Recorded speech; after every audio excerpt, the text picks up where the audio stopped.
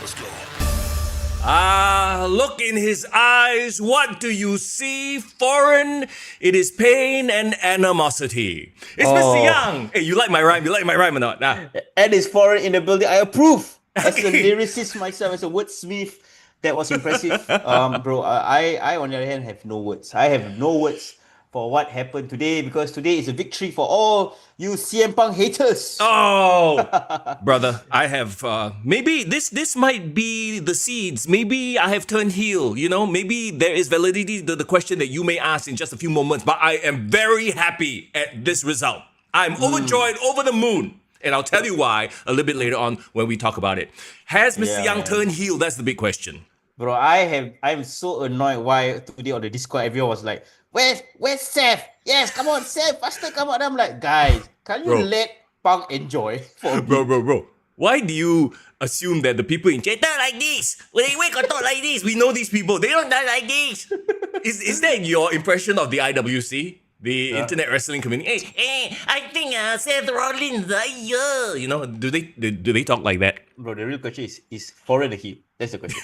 That is the question to be answered today. Yes, chat. Everybody, thank you so much for being here. Yes, we have so much to talk about. Apparently, my hair is a subject that is worth bringing up. Div Royalty, hello, HS Lee, Alfred, good to see you all. Irvin, good to see you all this morning on our Discord as well.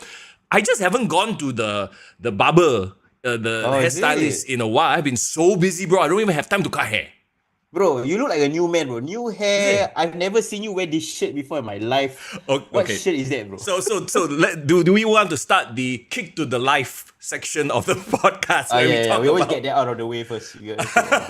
So two things I want to mention, right? I've been experimenting, but it's hard when you are changing your look, right? Here's the thing. You know me as the guy with the koropok hair. Like always one thing at the back, yes, right? koropok hair, correct. But here's the thing. And John Cena knows a thing or two about this. Age. Okay? Yes. The older you get, what happened? This one go up and up and up and up. I see. So you're doing a mohawk on your hairline. No. No. Here. So the more I try to koropok my hair, what does it make? What does the look? What does it cause? It accentuates the hairline. So for head become 5 head. That's a nana. Right? So actually, funnily enough, you know that time I went to Korea, right? I actually went to they have this, a color analyst where they analyze your style and they recommend you the type of clothes, the colors of clothes you should wear, and sometimes the hairstyles. Yeah, the lady, French lady, very nice lady, she actually said you should let your hair down more, cover up the forehead. She didn't say it's because the hairline, but I know inside. I'm honest. I'm honest with myself. You know. She said cover up the forehead and left it at that lah. Yeah. So basically, if you understand what she mean, you understand what she mean. Him, you know? Yes, oui. exactly. You said French, right? Yes, oui. You cover up the forehead. Oui. Okay. Hashtag French accent. Foreign. Apparently, foreign is also not just a connoisseur of Mexican music, but also of French accents. Bro, don't you know? I am a cultured man, bro. You're Mr. Worldwide. I am literally Mr. Worldwide, you know. Speaking of Mr. Worldwide, bro. I need to shield what I'm wearing also. Oh, okay. Yes, everybody, please pay attention to Foreign shirt. He's very proud. The first thing, he came on the Zoom today, right? It's not, hey, bro, look at the cool ass new nameplates that we have. No, it's, hey, the nameplate is blocking the logo of my shirt. Okay, you guys have to understand. I know this is a wrestling podcast, but give me a minute just to just glaze my football team. You know, Please. Liverpool recently signed a 10-year deal with Adidas. So if you can tell, I am repping Adidas now. No more Nike. Boo, bro. Nike. Boo. Stand up. Like not stand up, but like squat a bit. Show a bit. Okay. I felt like I was stripping on camera now. This one wrong stream. That one for the OnlyFans. Is this your training kit or what? Yeah, this is the training kit. So I was at Bugis. So Bugis, they were having like because they just released 1st of August, like all the line of new kits. Yeah. And this is a throwback because we have not had Adidas since like the 2000s when it was Gerrard Torres era. Yep. So everybody is like super like hype about it, you know, bringing back the 3 stripes for Liverpool. So yeah, I just wanted to represent today. And of course, I wanted to show off the fact that, Liverpool the champions are now Adidas sponsored. So you know what we are in Kick to the Guy. We love to try to glaze brands so that potentially they might sponsor us in the future. So Adidas Singapore, I'm wearing the kit representing. Let's go. Okay. I guess I should maybe bring out a Nike kit one of these days. Then actually we have double the chance of perhaps getting some sort of sponsorship. We diversify, bro. Worst come to us, Umbro also can lah. Okay. While you Umbro your camera, which has apparently frozen. You see, Umbro. I should have said Umbro lah. Then because of that freeze already. Hey. Yeah, you know what it is. I think Umbro owned by Tony Khan. That's why second you say he freeze your shit on it. Okay, there we go. Here we go. You know what needs to be done lah. Yes, from now yes. Irvin says foreign should wear New York Red Bulls. You should, bro. This is your team. It's literally your brand too. Correct. I do wear Red Bull, right? Oh yeah, that's true. That's true. I mean, you drink it all the time. I drink it, and technically, SummerSlam was in New Jersey. New York is the link there. Should have worn my Red Bull today. So fine.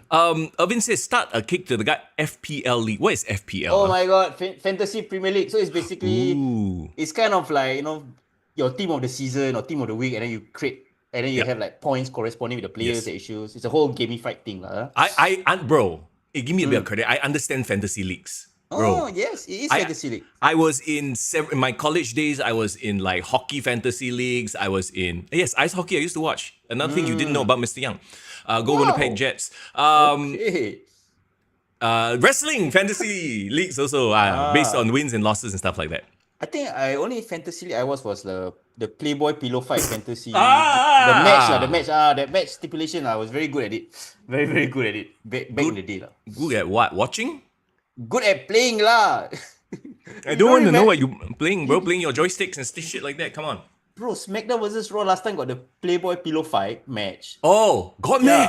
Yeah, the whole game is to like win by never mind, Brian Penty. Okay, anyway, it was a bygone era. Yes, it was a bygone era. Okay. No, now it's all about the respect and the athleticism. Zayden says, and Alfred also says, and several people say we need fantasy league for WWE. Actually, we've been toying about that idea for several seasons already. It's just it's a lot of work, guys, to put together a fantasy league. This is the bottom line. It takes effort to community build. So we will leave it to the big experts, people like Grapple Max with their community. SPW. I'm sure they all have their own internal leagues. An SG Wrestling Fantasy League. That's interesting. Okay, I need to address something I think is fair. Sure. Alfred says, where's Hasif's shout out now? Yes, sure. So we're talking about like brands and handovers, right? Yeah. So I want to give a shout out to Hasif. He has been a great supporter of the podcast. He's been supporting us the last year and a half. Yes. But unfortunately, his sponsorship has ended with Kick to the Gut as of July 31st. Yep. So while Liverpool 1st of August they got Adidas. Currently, we are free agents, Mr. Young. So, Hasif wanted to give a shout out. I want to thank all of you guys for supporting him as well. So going forward, he will no longer be being a main sponsor of the podcast. Yes, but he's always a friend of the podcast. In fact, you know what? At this point, I want to go through his Insta stories right now. This might as well be a segment. Our brand new segment. What is this? Some random dude lifting very heavy shit. Oh my god, he's going for CrossFit. I thought he's always been because high rocks and all that kind of stuff. I guess so. Okay, there you go. So today we'll officially, announce the closing of our sponsorship with him. Yes. Again, we'd like to thank Hasif for all his support the last year and a half, and we really, really hope that he does well in his career, and he also wishes the best for us in our Kick to the Gut journey as well. So again, Adidas, Red Bull, there you go, bro. Don't be shy. Keep your voice up. Very subtle. Very I love the subtlety. You know what? There's a strength that Foreign, my bro, has. It's absolute subtlety. All right, here we go. Okay. Let's talk about what we're here. Before we get to that, this is one more thing I want to address because you brought it up. This shirt you've never seen me wear before, right? Funny thing literally just happened in the afternoon today. Okay. Apparently, I've been hoarding clothes from God knows when, right? So the rack, the bar that holds the clothes, yes. It broke, bro. Yeah, it went blang. So this afternoon, I actually went through all my old clothes. I actually I should have gotten rid of them a long time ago, but I finally sat down and very judiciously and very savagely cut stuff. You know when you go through your old clothes and you're like, hey, maybe can wear. And then you're just, but in the back of your head, you're lying to yourself. I have a lot of slim fit clothes, but I'm no longer slim nor fit. So I had to have a very honest conversation with myself and go, all right, I think it's time to retire these and then, donate it to the Salvation Army.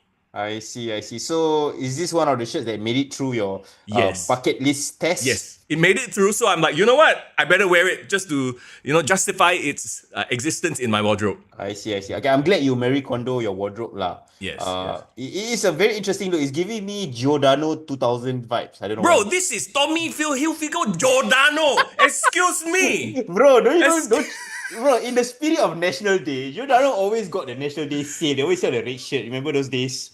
Yes. Yes. So I But thought still, it was I don't know if I should feel offended or not. I'm going for the Shane McMahon preppy look. How about that? I see. I think, bro, the button can unbutton a bit one more lah. Just one Cannot. more. It's already quite tight. It's like stuck already. There's no more. Yeah. I thought you like showing some skin for the podcast today. That's Oh man, if that worked, that's it already. We'll be here in singlets, right? Now you see, make me damn conscious. Sometimes I do the podcast wearing singlet, bro. Don't do this to me, bro. Don't do this to me. Okay, W's in chat if you want to see Foreign in a singlet on the next episode. Aiyo. W's in chat. Wait, Div said something interesting. Oh my god, my cupboard also died last week. Vomited out all my wrestling t-shirts. I know Div. I know all of us are guilty wrestling fans. Too many wrestling t-shirts. Too many. Irvin says Mr. Young come out with press statement on the future endeavoring of his clothes. Yes, that's exactly what I just did. I have to say, there are some clothes like I know I 100% will not wear, but I keep for the nostalgia. My old 987 t-shirt.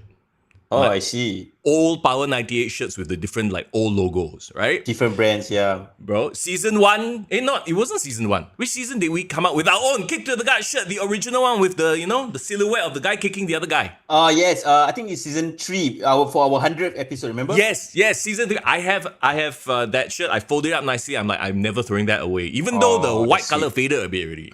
Yeah, I have no idea where it's mine. Even Wow. though we designed it. You know Wow. what? But I still have I'm very proudly always wear the purple one. I'm always wrapping the purple kit to the gut. Yep. Which reminds me, I think it's a good time to perhaps, plan a new line of shirts. A new line? Since our catchphrases have started to catch fire recently. Yes.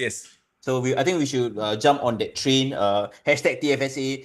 Hashtag are you a heel? Hashtag yo bro, what I mean, whatever I said last week lah. I think we should do that lah.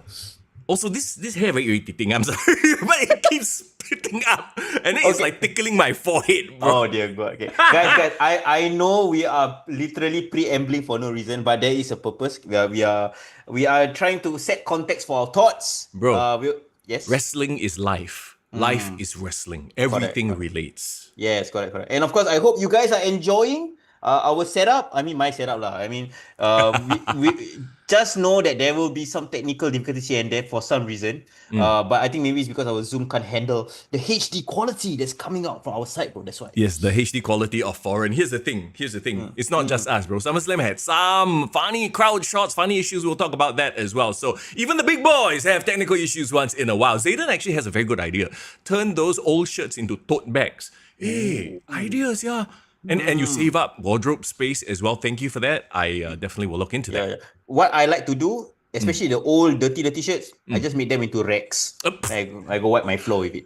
No lah, I want to keep those that have significance to me lah. You know, like my old like station t-shirts and kick to the gut shirts, that kind of thing. I But I'm not understand. gonna use unless I like damn pui song a certain manager or something, and then I use his face to rub the floor lah. You know. You know what? I got too much ex-company t-shirts that I have no idea why I accepted it in the first place. Yeah, they're all my racks right now. So Alvin says, do a kick to the gut jersey. Ooh. What's up, chat? I like if that. you were to do a line, would you guys buy it? That's the question. I like the ideas. We have so many like phrases. Which one would we even?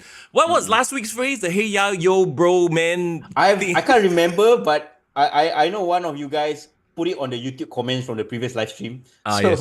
I really appreciate that. I think Are You a Heel is still a top 10. Yeah.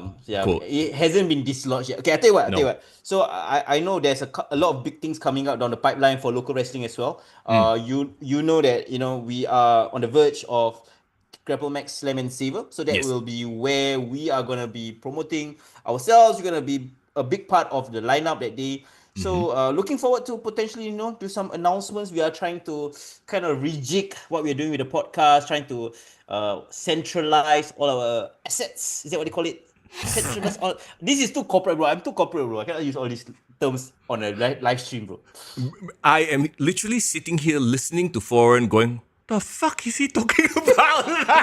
Did we plan this? Did we talk about this before? Trust me, bro.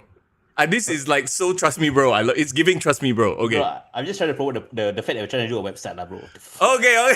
We got shit on the way. All right, it's in the pipeline. Yeah, there you go. So what I'm saying is we are trying to build an actual website, like a landing page where we can park all our episodes, all our channels, like like a centralized place for our YouTube, Spotify, blah, blah, blah. And also that will potentially help us when we want to launch a merch page. That's what I'm trying to say. Yes, there you go. Get to. Okay, very good. We will print on demand. We don't want to be those hoarders. Go China, manufacture 100 copies of the shirt or whatever, and just put it at one corner, waiting for people to buy. We only buy it if you guys demand it. That's all. Correct. There you go. So demand it from your local wrestling podcasters, which is us. All right, here we go. Let's do it. Let's talk about. Hang on. Just like Seth Rollins, I'm gonna swerve you a little bit. I'm gonna tickle your balls a little bit, okay? Let's talk about something else. What? Swerve. What? He swerved you. Sorry, my balls are only exclusively tickled by one. Okay, never mind. Metaphor. A lot of things we say is metaphor. It's not literal. I don't believe I have to explain that. Yep. Let's talk about WWE Unreal, and for the benefit of those who haven't watched it yet or haven't finished it, like myself, I've only watched 3 episodes. Okay, been quite busy lah. Let's not give away too many spoilers. Have you finished watching it? Of course, I powered through it, bro, in one night. Okay, and okay, the thing is, right? We all love all this behind the scenes stuff, right? Yes. And people have been kind of glazing it, making it sound like the most controversial shit ever. But can I just be honest? Can I just give like my non-spoiler one sentence review? Okay. It's essentially like freaking like WrestleMania 24 or like Road to WrestleMania. It's like those documentaries on the network. It's not as like controversial or as like exposing the basis as it has already been done. So I don't know why people are so like up in arms about it, or maybe they never really watch it. They just are triggered by the premise without actually giving a chance to watch it through. Well, I mean, okay, so you're talking about people like that who will probably scoff at the idea of a Road to WrestleMania anyway. You know what I mean? So yeah, I wouldn't be surprised, first of all. Okay, bro, are you just looking down very intently? Okay, there you go, you're still live. I thought you froze. Okay. Bro, I'm just looking. With our situation, I'm a bit worried. Please don't just stop moving for a while. I'm like, hey, did it freeze or not? But back to the show, right? Look, sometimes it comes across as an episode of Toto Divas or Toto Bellas. I don't know if that gave you that kind of vibe, but during the era of those e-entertainment shows, okay, those shows were more about their private lives, right? But in a way, this one is also, but it's more towards the business. It's like a more like wrestling-centric version of it. So again, to your point, I definitely do not feel like it's, oh my God, kayfabe, blah, blah, blah, and that kind of thing, right? Yeah. I'm 100% sure there's still stuff that they don't say to the cameras. I also believe some of those things are worked for the cameras. Yes, the whiteboards. The whiteboards is one thing, but like them sitting in the writer's room and discussing stuff, clearly they know they're going to be recorded, right? So I would say they would want to do a random throwaway line, like I don't know whether you saw the episode on Chelsea Green. And I love that episode though. I love that episode. I love it, but I'm sure that conversation, which was really hilarious, was done intentionally, knowing that they're highlighting Chelsea Green. Yeah. Well, that's the thing about all reality shows, right? Yeah. At the end of the day, right? That's why it always gets me when people are like, you watch that wrestling, it's so fake. And yet they watch Kardashians or they watch Love Island. I'm like, you think that one real 100%? Hey, please lah, dumb fuck. Please lah. I got triggered, bro. I got triggered. Non-PG today, okay. This is like, and we've all been through this. This is decades of us being mocked for our love for pro wrestling. You know what I mean? That's what's coming out. But back to what I was saying, right? Once they know that, okay, the camera is on and we're being filmed, even though this is supposed to be a behind the scenes, they will act out a little bit more. That's the whole premise of social media streamers. Yes. You know what? That being said, I love it. Like I love having a show like this, not just on WWE Network, which was where it used to be held on, but on such a public platform like Netflix. And if anything, and we've said this before, right? That might spur people on to be like, hey, actually it sounds quite interesting. Let me watch the actual product. Like after the first episode, I wanted to go back and watch Raw on Netflix, the debut.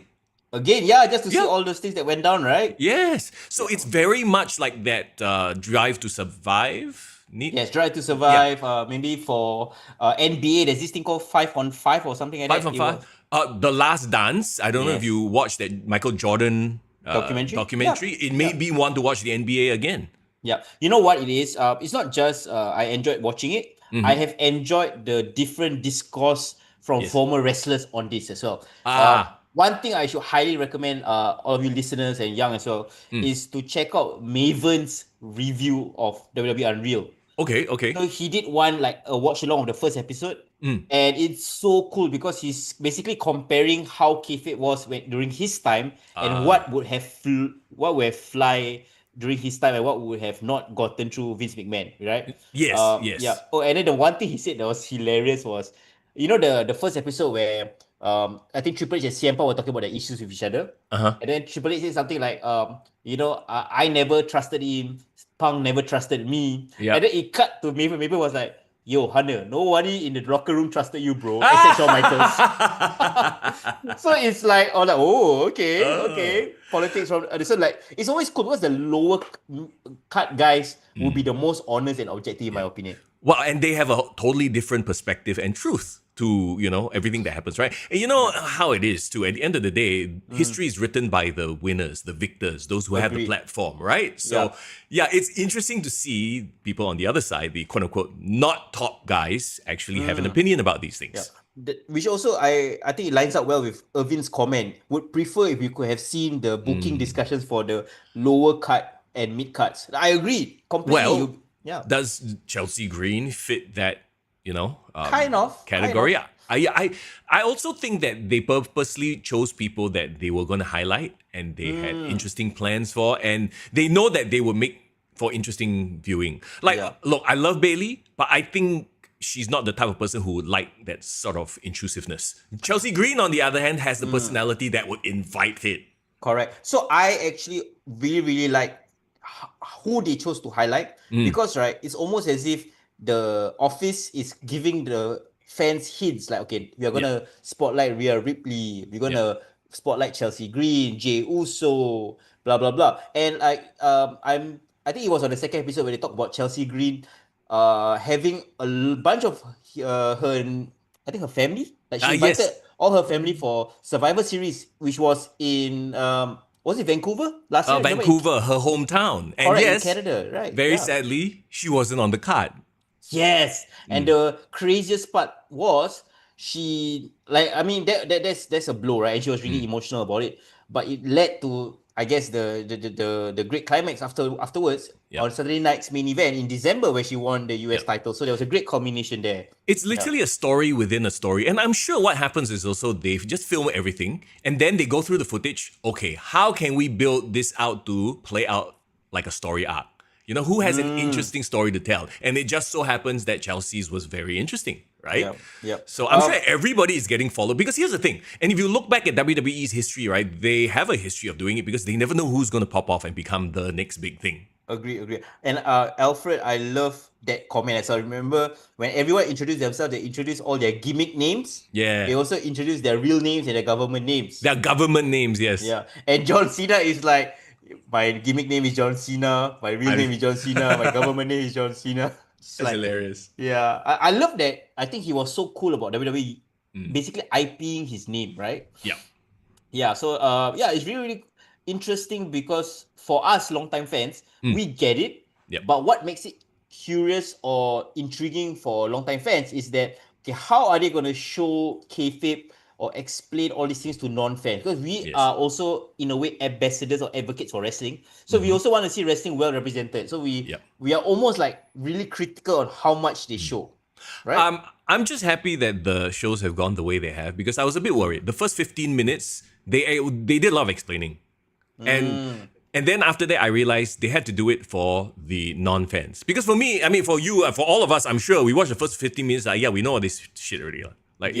You're preaching to the choir, you're telling me stuff that I knew. But then after that, when they started going behind the scenes, then I was like, oh, okay, I get it. And to that point too, it passed the wife-girlfriend test. So Oh, okay. I'm curious. yeah, I'm curious. like Tell me. I started watching it by myself, right? And then I just randomly during dinner one night threw it to my wife. Said, "Hey, do you want to watch WWE Unreal? This like documentary, blah blah blah." She's like, "Yeah, sure, okay." I'm like, "What?" So you But put it she's on the still, TV? On the yeah, main yeah. TV? And now it's like I watched episode 2. Then she's like, "Huh? You watch it without me?" I was like, "You want to watch me?" So it's not even a let's watch lah, let's watch. It's a how come you watch episode 2 without me? Oh, wait. So the first episode, did she give any comments about it? Yeah, I mean, she's the type of person that will watch something and then just. She's not like us. No, okay. She doesn't. So Okay. there are two types of people, right, in a relationship. There's the one that watches something and then explains, goes down the rabbit hole, figures out theories and spoiler, blah blah blah blah blah. That's us, fair right? enough. Yeah, fair enough. And then there's the people who watch. Oh, good or boring or. Or sucks what's ah. next? Yeah, exactly. So Okay. every relationship needs one person of the different types. I see. Okay. As long as she doesn't make any negative comments, Negative, like, okay, yep. that's fine. That's a win. And it's now a thing that we watch together. So I love it, I asked if she wants to watch Summerslam with me. She was like, nah. I don't try your luck, lah, Mr. Yang. Just a Hey, bit, you gotta give it a shot, right? Slowly. Okay, you know what? What I would say that even me as a long-time fan didn't really know, and they went in depth. I really appreciated that they explained how the gorilla position worked. Not just the history, because I know about the history, was named the gorilla monsoon, blah blah blah. But the actual layout of it, I've never seen it explained that way before. Have you? I mean, in a way, it kind of makes sense if you think about how productions work. I guess maybe because I'm in the media industry, so I kind of know how productions work behind the scenes and in front.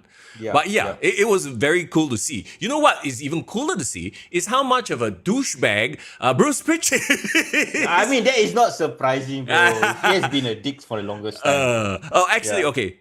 I actually really thought that Joseph Park, aka Abyss, was like the cutest guy. Yeah, he's damn sweet, huh? Yeah, he's this big guy, but he's like trying to like, oh man, I feel bad. Like, is it okay, right? And then William Regal, being the gentleman that he is, the man's man, he's like, no, you did great. I loved it. Like, I gained so much respect for. He's a man.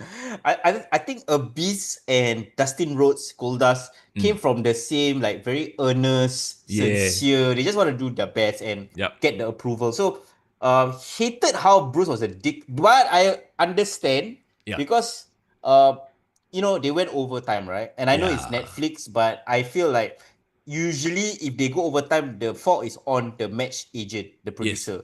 So of course, given it's such a big deal, what went down, they want everything to be perfect. And knowing Punk and Rollins, I think they really wanted to steal the show. They're like, fuck it, I'm just gonna go long. Right? Yeah, and I think someone like William Regal understands that as well, because he's a talent also, right? He's wrestled so many. Like, he knows that these two want to go out there and do some extra shit just to get their stuff in. So correct. So I really appreciated it, and I also not only just appreciated the wrestlers and their stories, I appreciated the match agents. Right? Finally, you get the spotlight on all these people. Bro, Hurricane. I haven't seen Jamie Noble yet. I want to see my guy Jamie Noble. Noble. You got Hurricane. You even get people that we haven't seen in a while. Bobby Roode, yeah. Now it's a match agent. Of course, Jason Jordan, because of a career-ending injury. That sucks. And not just that, us as a fellow creative people, love all the seats in the writers' room. Even though some felt staged, but like I've never really heard is it Ed Koski? Is that his name? Same. I've never really. I've heard his name, or I've seen his name on print before for all those dirt sheets, but I've never really heard his philosophy. And honestly, I thought some of his scenarios that he gave was amazing. Like, even the Chelsea game was actually hilarious, bro. Right? Yeah. Like, if what was it? If number 29 and 28 eliminate each other, and then number 30 come out, I win.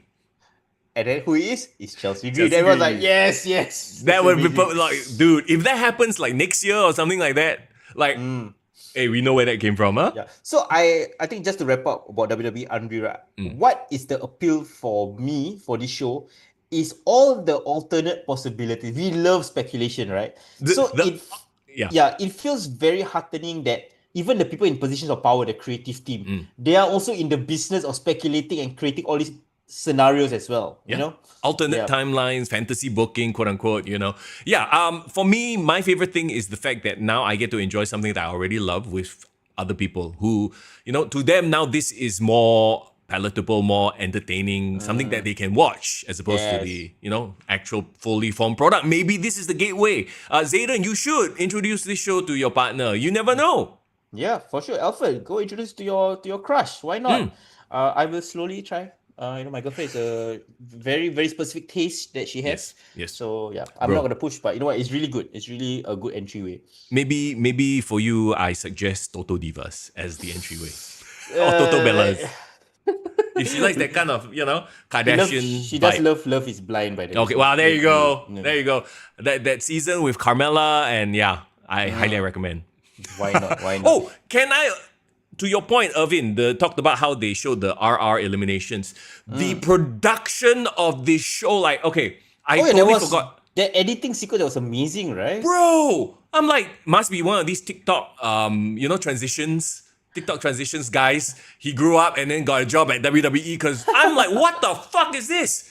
No, they've been doing it on social media, right? Haven't they? Yeah. Like a bit here and there only, but this is the first time I've seen it fully formed. It feels TV, like they were trying it, and then now this is a fully fledged like segment of the show where they cut, and it's like seamless. It is a thing of beauty. As someone who edits a lot of videos, I freaking applaud whoever the editors are. Oh my god! Yeah. If there was a wrestling action movie, I would want that sequence to be in a movie, and that would be the Daredevil hallway sequence. Yes. Yeah. So it's like, they highlighting Bianca Belair, right? Then they show all of her eliminations back to back. Even though we know in our heads that sequence didn't take place like that, they weaved it together.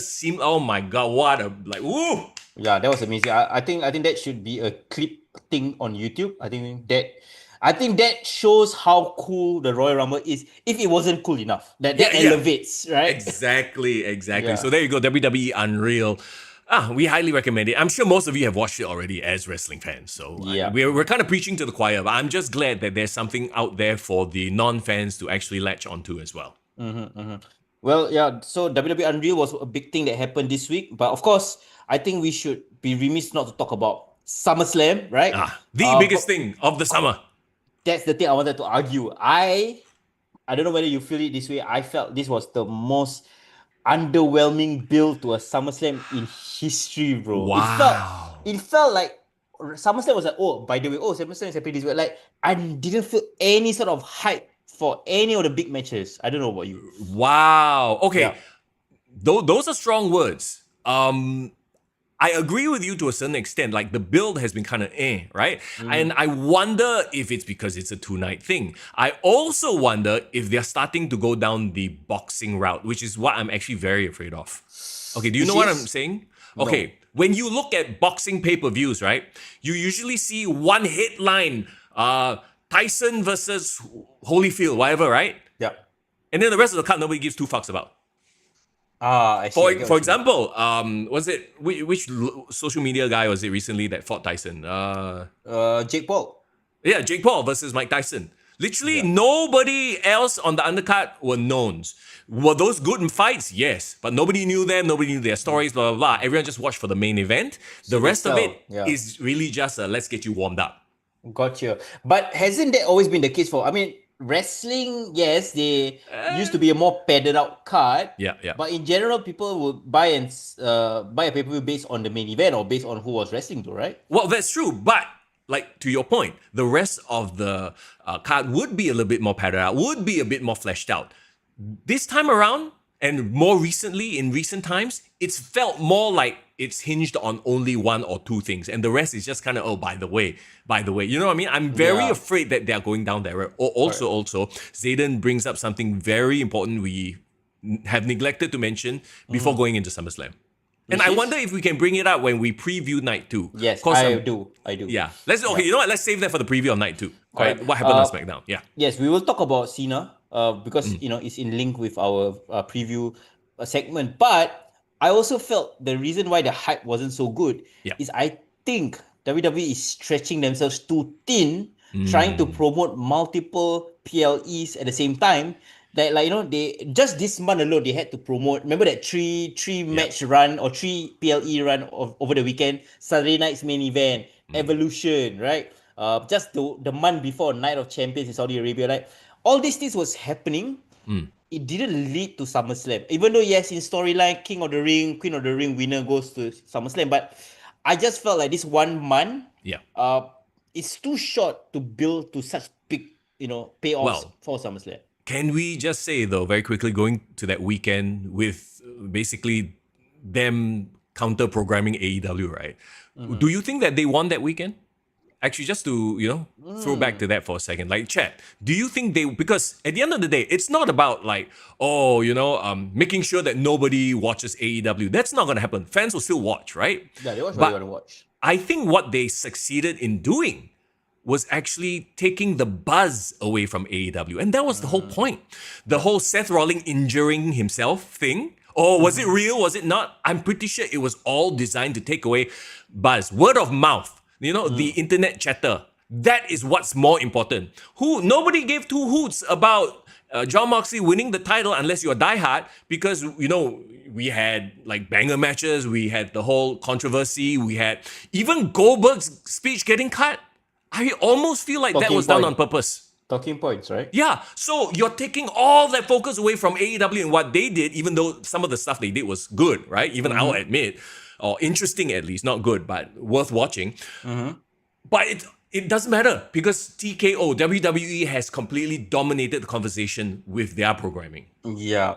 And I feel like because of this so much overexposure or like so much WWE content that they're being pushed out, we are starting to see the same issues that the Marvel and MCU face, right? Don't you think so? Okay, hear me out, right? Quantity over quality. Correct. There was a period where MCU, everything was finely spaced out, everything was planned out. We look forward to the movies because the movies there was only 2 or 3 a year, right? Yeah.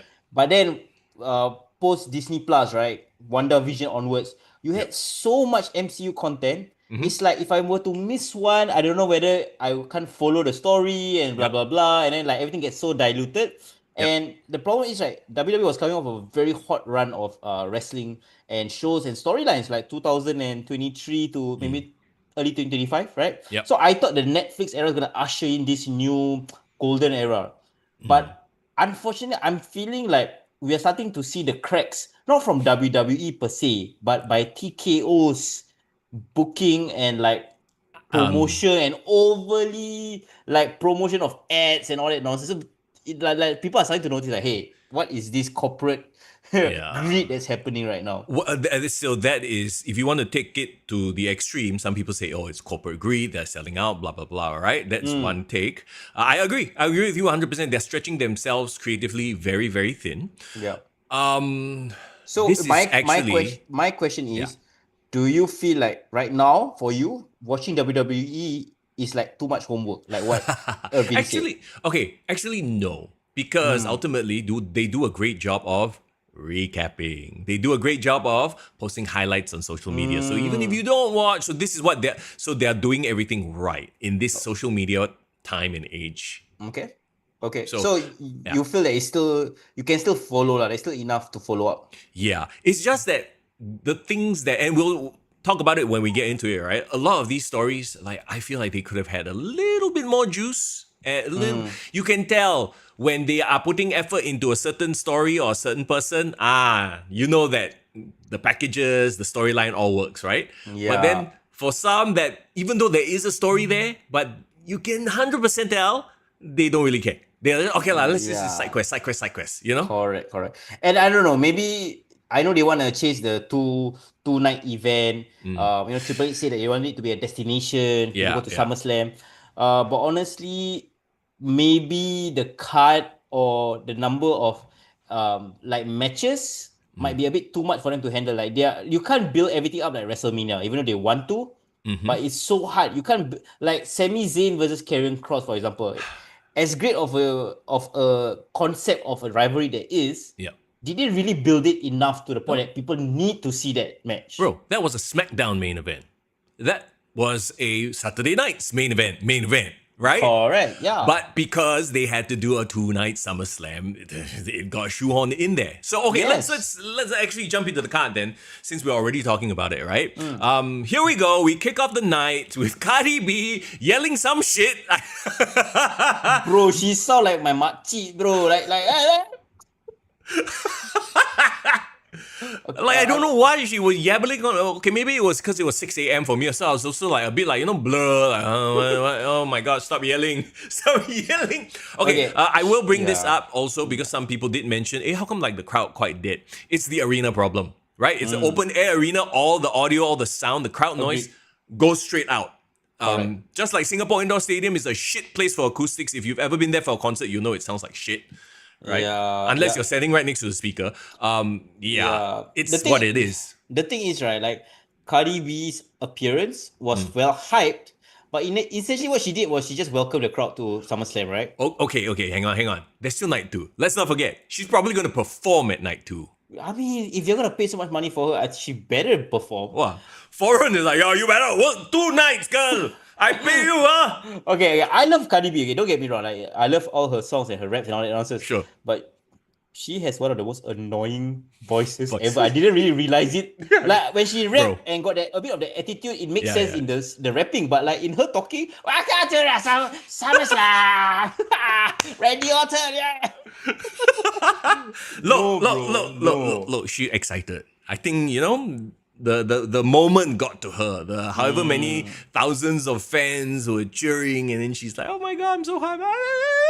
And maybe. There you go. Anyway, we kicked off SummerSlam with Cardi B, but the first match, and was it surprising that Roman Reigns is opening the show? Ooh, okay, it's not surprising that Jey Uso opened the show. Yeah, I think Jey Uso is really a great choice if like you are a very mainstream casual fan. Oh shit, okay, I like this guy, got the vibe, I think he's great. Yeah. The Yeet guy, he's everywhere. He's on all those Slim Jim ads and shit like that. So yeah, exactly. And you start off with him coming down from the stadium. It looks visually amazing. Everyone's doing the Yeet, right? So that's a great way to start. Yes, I agree. Roman Reigns coming out second, yes, it's a choice. It's weird, like especially we're so used to him being in the minivan. And you know what else is a choice? Somebody working on pyro, not on point now, bro. He keep missing all the the points, the ending point. When he raised up, he haven't raised up the thing, firework. Bro, premature. Okay, so remember just now I talked about like technical issues and production issues, right? I think that in the first like half an hour, somebody was off his game. Somebody is gonna get fired or gonna talking to, right? Correct. Because I noticed weird lingering camera angles on the crowd, like for what? Like there's nothing happening. You know what I mean? Usually their camera angles, their cuts are very dynamic. Exactly. They are very on purpose to tell a story. Yeah. I noticed during Jey and Roman's entrance, there was stuff like off cue. And I think there was some issue in terms of the technical like execution of the matches and the editing. Yes. And I don't know whether this contributes to SummerSlam not feeling like a big deal. Do you feel like there was such a lack of big time entrances as well? Yeah. For the kind of stage that they're doing, like even SummerSlam, they would have done something, what? I wonder if they didn't want to overdo it because WrestleMania is still their WrestleMania, and SummerSlam shouldn't eclipse that vibe. If not, then they'll go or have to go even better for WrestleMania. You know? Correct. So I don't know. I just felt like it just wasn't doing it for me in terms of the hype. I didn't feel hype. I would argue I was more hyped for Saudi Arabia, bro. Oh, okay. Look, I think, and to Alfred's point as well, I think somebody had an off day in the production truck. It's as simple as that, right? And it happens. I think they figured it out because I didn't see any glaring issues after the first half an hour, like I said. But, probably the intern kena like, you know what? Intern, you try. go back. Go you back. I take over. Yeah. Yeah. Okay. I know we want to talk about Roman Reigns, right? Roman Reigns coming in second. I felt it was. I don't think it's a fall down the card. Like it makes sense for the story that they're trying to tell. But I did not like Jey Uso and Roman Reigns getting the win over Bronson and Braun Breaker. Yeah. Well, looking back, we kind of know why it happened because of what happens at the end of tonight. Right? Yeah. And it's a very weird booking choice throughout the night as well. And I'll explain what I mean a little bit later on. But I also mentioned this on the Discord, so some of you might even know what I'm talking about already. But yes, so it makes sense, right? To start the crowd off hot. The babyface team wins. Roman Reigns has been away for a while. You need to bring him back strong. I guess at the, at the expense of Braun Breaker and Bronson Reed in this case. Do you still feel like Bronson Reed and Braun Breaker are gelling as a team? Like, do you feel like they are visually they work? Yes. I love them. I can even tell that Bronson Reed has been learning so much from being with Paul Heyman. You know, like he's more animated. He takes his time more, right? He's playing up to the crowd, yelling. And Braun Breaker, oh my God, can we say like this guy, we all know he's a star in the making, right? Yeah, Like yeah. right now, he's a young dumb jock is what he is. He's essentially early Scott Steiner. You know? Yeah. And he's doing the whole like his straps are down, he puts his straps back on and he takes them back down. He's playing a lot of the classics. He's inspired by a lot of the greats, you can tell. And his athleticism is off the charts. Whenever he does the thing where he runs off the ropes, it's like visually it's so amazing to watch. He is really compelling to watch in the ring. Yeah. It's not just his promos and his character. Like when he's in the ring, I feel like, oh, he's gonna be super explosive. He's gonna do something crazy, right? Yes. So that's why I'm actually okay with them losing here, just taking an L to, you know, this is part of their maturation process, right? Because we know that these guys are tapped for greatness. Yeah. Give it a year, maybe half a year even. Correct. Braun Breaker feels like a surefire bet, right? We always thought like he will be that guy. But I'm more curious to see the progression of Bronson Reed, right? Yes. Because Bronson Reed needs I think he's trying to prove himself a bit more. Like because he's recently given this spot. He was never like it was never given to him on a silver platter. Yep. So he really is trying to prove himself in this spotlight that he's in right now. And I can't be remiss if I didn't mention what he did on Raw, where he essentially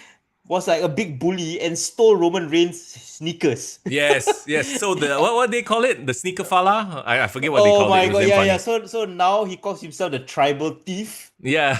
And he's not holding a Ula Fala, he's holding a Shula Fala. Shula fala. Yeah, there you Shula go. Fala, I think hilarious. And the fucker is walking around with the thing hanging and then passing it to Paul Heyman and making Paul Heyman. So like, I love the fact that now Bronson Reed is becoming his own character, developing something unique about himself. Yes. Love it. So yeah, we get to, you know, get closer to them as people, as characters on the screen. It's not just, oh, he's big and he splashes people. Like, you know, which is what he was for so long, right? Correct. There was Though I would still say they are really like taking their time with giving this faction a name. Yeah. And it is making us like I feel like the connection for this faction, the association is not there yet because they have not established this name. Yeah, maybe on Raw, hopefully soon. Now he's the champion. I mean, wait, hang on. Is it Raw? Yes, Raw. Correct. There was one very scary spot when Roman Reigns flew off the top ropes. He almost overshot. And then I don't know if... reminiscent of WrestleMania 25, remember? Yeah. I don't know if he realized this and then he instantly on the spot over-rotated so that he would land on his back instead of on his neck. I feel so. I felt like he decided, oh shit, I need to take a bump. Yeah, and then he just fucking turned and then... Like, thank goodness he did because it would have been scary. That saved his life, to be honest. Yeah. Oh my God. That actually was like, The match itself, look, a lot of it was to highlight Braun and Braun. Yeah. At the end of the day, I feel like they were just there to put the two Brauns over, you know? I'm still not a fan of Jey Uso's offense. It's just what it is. He's become the he's exactly how John Cena wrestles. Yeah, 5 moves of doom. Yeah, it's a formula that works. So okay, whatever. He's just the yeet guy, which is okay. I feel like you need to have that character. Like one person needs to play that. One person needs to be the technical master, right? So I'm not against it, but I do feel like that limits his potential. Because to me, right, Jey Uso is best when he's doing a very emotional, story-driven storyline. Bro, you just said limit his potential. I'm pretty sure he already hit the max. Bro, I'm sorry to say this. I mean, look, let's be real honest here. Do you think he's going to win the title again? Yeah, eventually, yeah. What? Wait, hang on. You actually, heart of hearts, hand on heart, believe that Jey Uso is going to win a world championship again? Yes. Why not? Of NXT? No, like... Okay, chat. Get in the comments right now. Put an L if you disagree with Foreign. Because that's an L take. No, I think it's a W take. Okay, W if you think it's a W take, L if you think it's an L take. Okay, I don't think Jay has a shot at coming close to the main event scene. Okay, there are people in front of him in the queue for sure, right? I would say somebody like Damian Priest will probably win the title before him again. I would say LA Knight will be a champion before him. Maybe Sami Zayn needs to take a run before him. But I just feel like Jey Uso will have something like a Dolph Ziggler / The Miz run, where he will not as a worker, bro, but as that reliably over character that can be Yeah. placed in different positions, and people, and when he's not given the main like spotlight, I think he's very very compelling and people can relate. So I think people will push him to go up the card again eventually. Okay, so interesting not? takes, right? Interesting takes. Zayden says, sorry, foreign J is another Kofi. Alfred says W, okay. Najwan says, it's the Red Bull talking. Irvin says, TNA championship. Dave not? says, Yeah. after watching Unreal, I don't think he'll win the title again. So, okay, actually, some people think it's possible, Okay, I do agree with Div saying that they took a chance on him. Remember, we had this conversation. They need to pull the trigger when he's hot, right? Yeah. But then things like like he blowing up after his entrance, he getting super nervous and all that nonsense. I think that's where they're like, okay, we need to rein him back. I for me, it's just there are way too many people in front of him right now that deserve that are hotter. I mean, okay, he still gets the crowd going, but I'm pretty sure his next championship will be IC or US. Yeah, I don't mind him going down the card, to be honest, for now. Yeah. But not not world championship. But you're telling me he will never be a champion? I don't think so. I think okay. You know what? I love this. Okay, if Jey Uso ever oh my god, this, you know what this is? What? This is like throwback to a few years ago before the bloodline thing happened. Remember, you were like, oh yeah, Jey Uso's gonna win the main title. I'm like, bro, you drunk, bro. He's never gonna fucking win the main title, and then he did. So I'm like, oh, is history repeating itself? Bro, in foreigns, you gotta trust, bro. In foreign, we trust. Yeah, it's not the Red Bull talking. And Najwa, don't think I didn't see what you screenshot, Put on Discord. What the hell was that screen cap, bro? That is no cap, bro. Eventual heel J, maybe. Okay. We'll table that thought for some other time. If not, we'll be here till like 11 o'clock.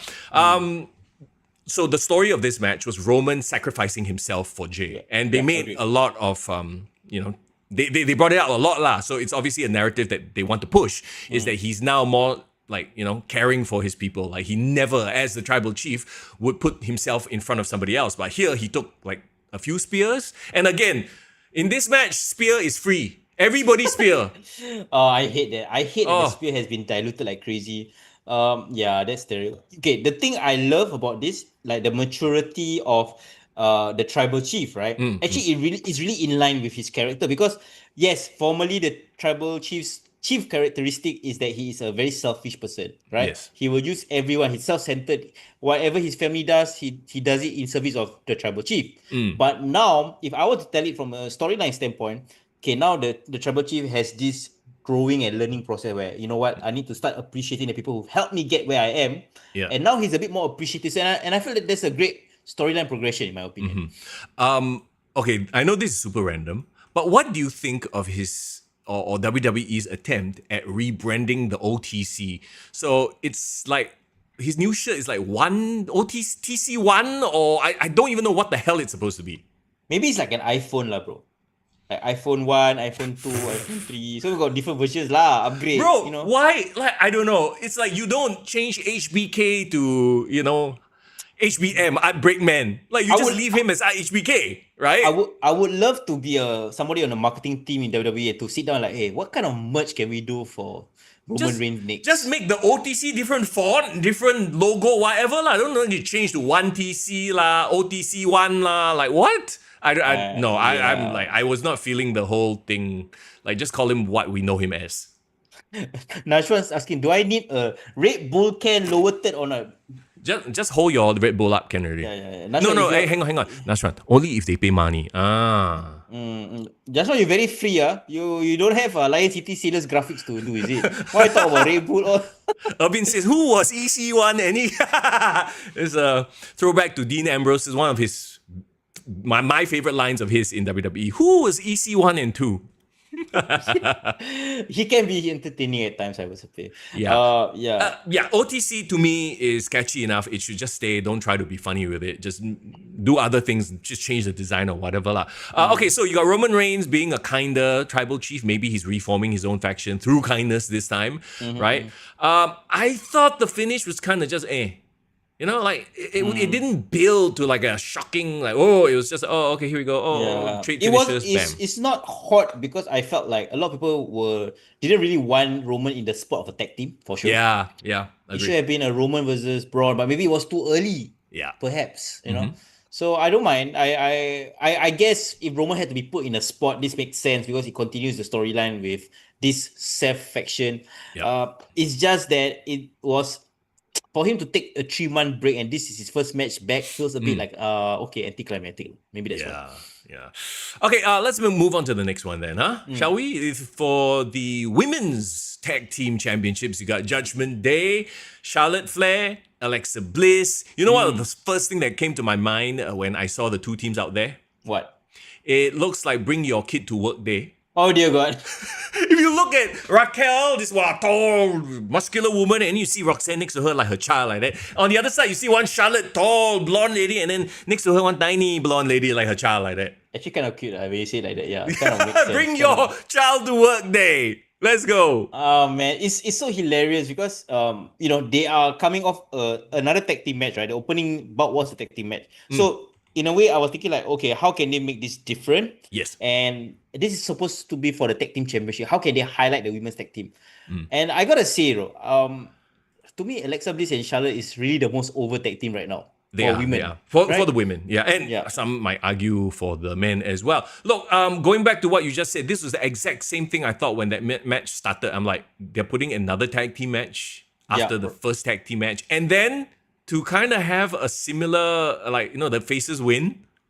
Yeah, that's the thing, right? But I would say that I think they did a good job distinguishing themselves enough from the first tag team, because I think the first tag team match felt like a Attitude Era main event tag team where all the main eventers are randomly teaming up with each other. Like, you know, sometimes you have a random Stone Cold and Kane versus like a, you know, Kurt Angle and Triple H kind of thing. Agree. So I love that you said that, right? Because something like that would be the main event of Raw.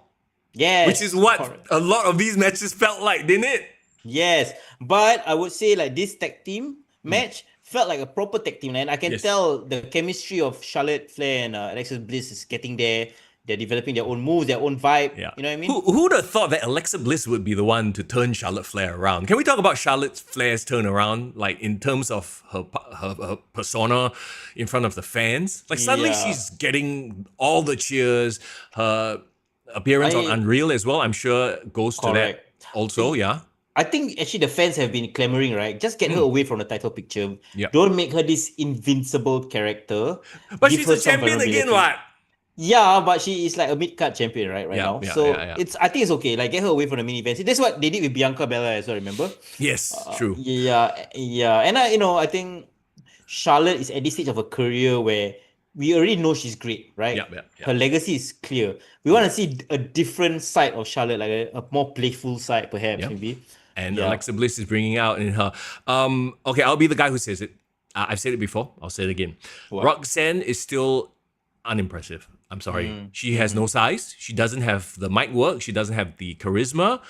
I feel like she desperately needs Liv to come back as a face to work against. Do the whole thing where she steals or attempts to steal Dom. The Dom rub. Correct. Ironic. Roxanne's character, the problem is it has been done already. It's been done by AJ Lee. Yeah, no, but here's the thing. They keep glazing her on commentary. And I brought this up during the Discord, right? When we were watching it on Discord, like the Wade and Cole, I know it's their job. They're probably being told to do it, but it's like, oh yeah, you know, she's like conniving. She's a prodigy, blah, blah, blah. Booker T trained her. I'm like, so... Like, it doesn't translate into what she does. Nothing about her seems conniving or menacing, you know? I'm sorry. I don't know. I was more Team Cora Jade. Oh, yeah, agree. I agree with you. She had more of an X factor, yes. At least Cora Jade looks like dangerous. She looks like she can be that kind of heel. Like, she had bigger potential, I felt. I see. Gotcha. Let's move on. No regrets, bro. No. You watch We Are the Villains? You watch We Are the Villains? No. Oh, no. What? Okay, never mind. Why? Oh, so that was a quote. So We Are the Millers is the Jason Sudeikis and Jennifer Aniston show. Yeah, So yeah. there was this. I just quickly tell you. So there was this one guy who was trying to hit on their fake daughter, and then he's an idiot like. He's like those typical like Kid Rock white trash kind of guy. Yeah. So he said, "Is that a tattoo that you put on your chest?" Yeah, bro. It says here no regrets, but the spelling of regrets RAGRETS. Regrets. Yeah, no regrets, bro. So Cora Jade also has a very similar position tattoo I thought you meant, because she got the then now she's making bank off of it through her subscription site. That kind of. I thought that's what you meant. So no regrets. It's paying off for. Anyway, Wait, has she started it? why are you interested? I don't know. I haven't. I'm not on that site. Oh, I see. No, I'm just curious because you if you know, then I mean, it's public knowledge that she's on that is she already? thing. I think so. I don't know. Okay, I haven't checked. I'll update you lah. Yeah. Huh? Chat, if you are a purchaser, a subscriber, I don't know what it's called, a follower of her on certain platforms, let us know what's going on, okay? We live vicariously through you because we are proper, attached gentlemen. Alternatively, if you want to be on a subscription platform and support your podcast boys, do consider our Patreon, guys, okay? That was the most beautiful segue I've ever heard in my life. Wonderful. We went from Cora Jade OnlyFans to our Patreon. Yeah. I'm getting better at this. Yeah. Very different content though, I have to say. Okay. Anyway, again, they keep glazing Roxanne on commentary. I'm like, ugh. Okay. Look, Liv made it work. I had the same criticisms about Liv Morgan, but because of the whole Rhea Dom thing, she's now like one of the top stars at WWE. So they made it work through storyline, right? No, it was through her Daisy Dukes, man. Okay, that too, but no, through. Sorry, what? Hello, there are many underbums on display in the world of wrestling. Okay, so it takes more than just underbum to succeed. It takes good booking, good talent, blah blah blah, the whole thing. What? What you like judging me for saying that? No, I'm trying to think who else have underbum. Yeah. Okay, well, I'm very afraid that if they don't tell the right story for Roxanne, she's going to go the way of Dakota Kai. Ooh, Dakota Kai, yeah. Decently talented, not great on the mic, right? They were glazing her like mad, and then she just kind of faded into the background. Yeah, I worry for Roxanne, but I do believe that when Liv is back, business will pick up, as they say. I hope so too. Then they need to start telling that story. So far, it's just sort of been there, but you can tell they are not investing because Liv maybe is not ready to come back yet, right? So you need to know, okay, she's 4 months out, then okay, now you start seeding the whole like Roxanne and Dom hanging out too much together or whatever. Gotcha. With that being said, do you think this was the right decision to change the titles over to Alexa Bliss and Charlotte Flair? It's another one of those strike while the iron is hot, right? Like Alexa and Charlotte are gaining momentum. They're telling this story of them being not friends, partners of convenience. Oh, don't want to say the F word. It's cute, right? I think it's relatable and palatable to a certain demographic. I might not be that demographic because I think it's a bit like, whatever lah. We can't say the F word. Like, whatever. But maybe a certain demographic of people who have frenemies, they can relate. Correct, so I get it. Where does this take them to though? Like, how long can they play out this like frenemy thing? Will it lead to somebody turning on the other? Well, we all saw that spot where Alexa Bliss goes to take a punch and then she accidentally hits Charlotte Flair. So there was some sort of a build towards possible dissension or possible, backstabbing, right? And then that final shot, again, cinema, right? You saw the camera angle when Alexa Bliss had, I forgot who, in the Sister Abigail. Sister Abigail, yeah. And then you see like Charlotte coming up, and then you see Charlotte like very angry face. Oh my God, is Charlotte gonna hit Alexa? But then no, she gives the big boot to the other member of the Judgment Day. I think it was Raquel, and then Alexa got the pin. Yeah, it was well done. It was well done for sure. So I don't mind the teasers. I'm just thinking if they play this right, Alexa Charlotte Flair WrestleMania will be a really, really interesting way to blow off this whole thing. Yeah. Yes, I think so. Yeah, I agree. And it will be even crazier if Alexa is the heel in this and Charlotte is the full-fledged babyface. Well, I have been campaigning or pushing or mentioning that I think Alexa should at some point turn on Charlotte. I think it would be perfect because I want to see Alexa go back to her mean girl ways. And let's be clear, I think Charlotte has been a heel for so long. Yeah. I think the crowd is starting to realize, she's a very genuine person. She just Yep. wants to do her best and blah blah blah. And her story is amazing, right? I think people is ready to cheer for her, and I think she's ready to be vulnerable as a babyface. Yes. I think we are going to see more of Ashley Flair Mm. than Charlotte Flair moving forward. Correct, Interesting thing that Div mentioned, by the way, and I think I caught wind of it. I didn't really read into it. Apparently, Cora Jade announced her retirement from wrestling to take care of her mental health. I think you know what. So, and apparently going into that sort of subscription service is okay for mental health, or I don't know about that, but hey.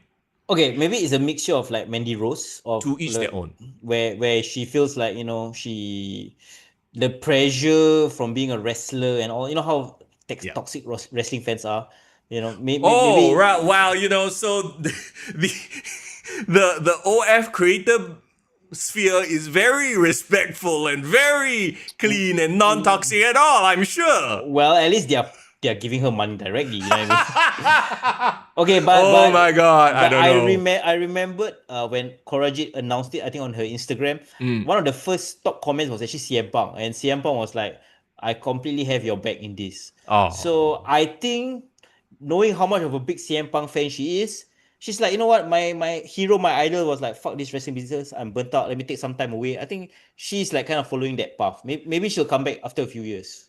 Do you think he subscribes to her page? Come on. To support what? Support. Only if the wife also supports her, then he'll be like, okay lah, but use your account lah, not use mine. Yeah, just pay the monthly subscription and then like we don't actually check out the content lah, Bro, he is old enough to be her dad. Come on, bro. That is true. That's such a weird rabbit hole though. If he was a teenage father lah, if he had her like when he was like 17, that would have been like that. Okay, no. Okay, now we're like, going into like weird territory. So Okay, let's sure. yeah. Look, them winning, I actually like this match a lot more than the first match, funnily enough. Crazy, right? Yeah. I wasn't against it, yeah. It was better built, I thought, in terms of the story, right? And I kind of like I like Alexa and Charlotte. Alexa makes Charlotte feel human in a weird way. Agreed. Probably, that's what I say. I feel like there was, because there were titles on the line, so there was more on the line, but also there were more stories being told as opposed to Jay and Roman versus Braun and Braun. It was just like you said lah. It's like, cool tag team match with main eventers. Yeah. Or Irvin, appreciate it. Kick to the gut, Patreon, more worth it. Okay. Awesome. Thanks for reminding me. I owe you guys a lot of the Kick to the Gut Singapore Wrestler Top 20 reviews. Yes, no worries. Foreign will throw in there an extra shirtless pic one of these days also for the Patreon. Even my girlfriend rejects my shirtless pic. So she's the true heel in all of this. Life. Okay, anyway, yes. Let's talk about Sami Zayn versus Karrion Kross. You know what's the first thing that came up when the match started on Discord? I laughed. What? How come no video package? We were just talking about there are certain feuds, you can tell they like putting effort, they want to tell this story. And then there are certain feuds, actually we like these two, let's just let them do their thing lah. But we don't put in extra effort. I feel like this is a case of that, right? Are you like me and felt so bad for Karrion Kross watching this match? You can even tell that Karrion Kross is getting cheered. And his entrance shots were a bit weird. So I put this down on my notes as well. Random, like I don't know what it was. The cameraman don't know how to do his entrance because he rarely shows up on TV. No, I think right, you know what it is? I think they got a fixer like based in New Jersey to do their like their crew, maybe it's like a local crew. Yeah. And I think they couldn't do what the usual people used to do or something. Okay, bro, I am convinced that this whole devil on your shoulder gimmick is cursed. Look at the history of the WWE and F.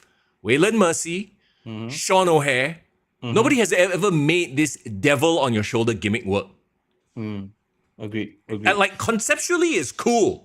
Right? Yeah. And I know somebody in Discord also brought up the point that, it's not that they don't push him like look, he's been paramount in turning all these characters, right? There's this whole through line of like whoever he wrestles, they turn heel. My counterpoint to that is all these people have turned heel with or without wrestling this fuckface. I mean, wow.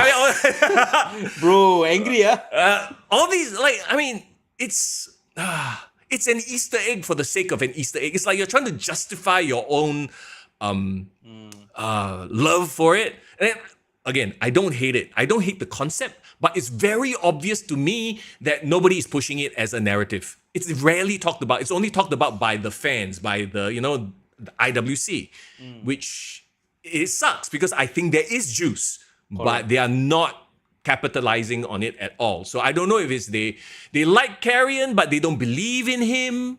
You know? You know what it is? Maybe it's as simple as his contract is running up. They have decided to not renew him. So his contract is running down, right? So what do you do when people are on the way out? You don't put them over. Yeah. What's the point, right? Yeah. You don't invest like time and resources like video package, blah, blah, blah. You guys just go out there and have fun, right? Which is a shame because clearly he's getting over. Yeah. It could be a case of R-Truth, right? Where it's like maybe a bit a little too late. Like he's done whatever he need to do in his current iteration. Maybe Triple H thinks like, yeah, I like him. I see the crowd going behind him, but I have a million other guys I need to push.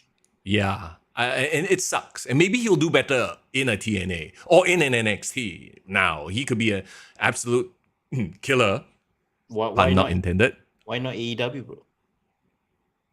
No, it's okay. I don't need him to waste his talents over there. I actually do think he's good. Like, I don't want anyone to think that, Mr. Young hates Karrion Kross. I think he's really good at his gimmick. Yeah. It's just that I honestly feel like they are not putting any resource into him. Either A, they don't think he can carry the ball, or B, like you said, they're probably gonna not renew him. I would love to see him in TNA. He has history in TNA, by the way, Killer Kross. And Scarlett was with him as well. So imagine if he was in TNA with the freedom to let his gimmick run, like how Mustafa Ali is doing great work right now as his heel self. Yeah. And also talking about Scarlett, right? Like she is so criminally underused, it's not even funny at this point. Like she is an absolute smoke show and she's doing nothing. Not just smoke show, bro. I actually think she has the acting chops and the promo chops to do good shit. I want to chop her. I mean, I've seen the Karrion Kross like armbar on a baseball bat. Don't say anymore, bro. There's no getting out of this, Mr. Young. I will flip this.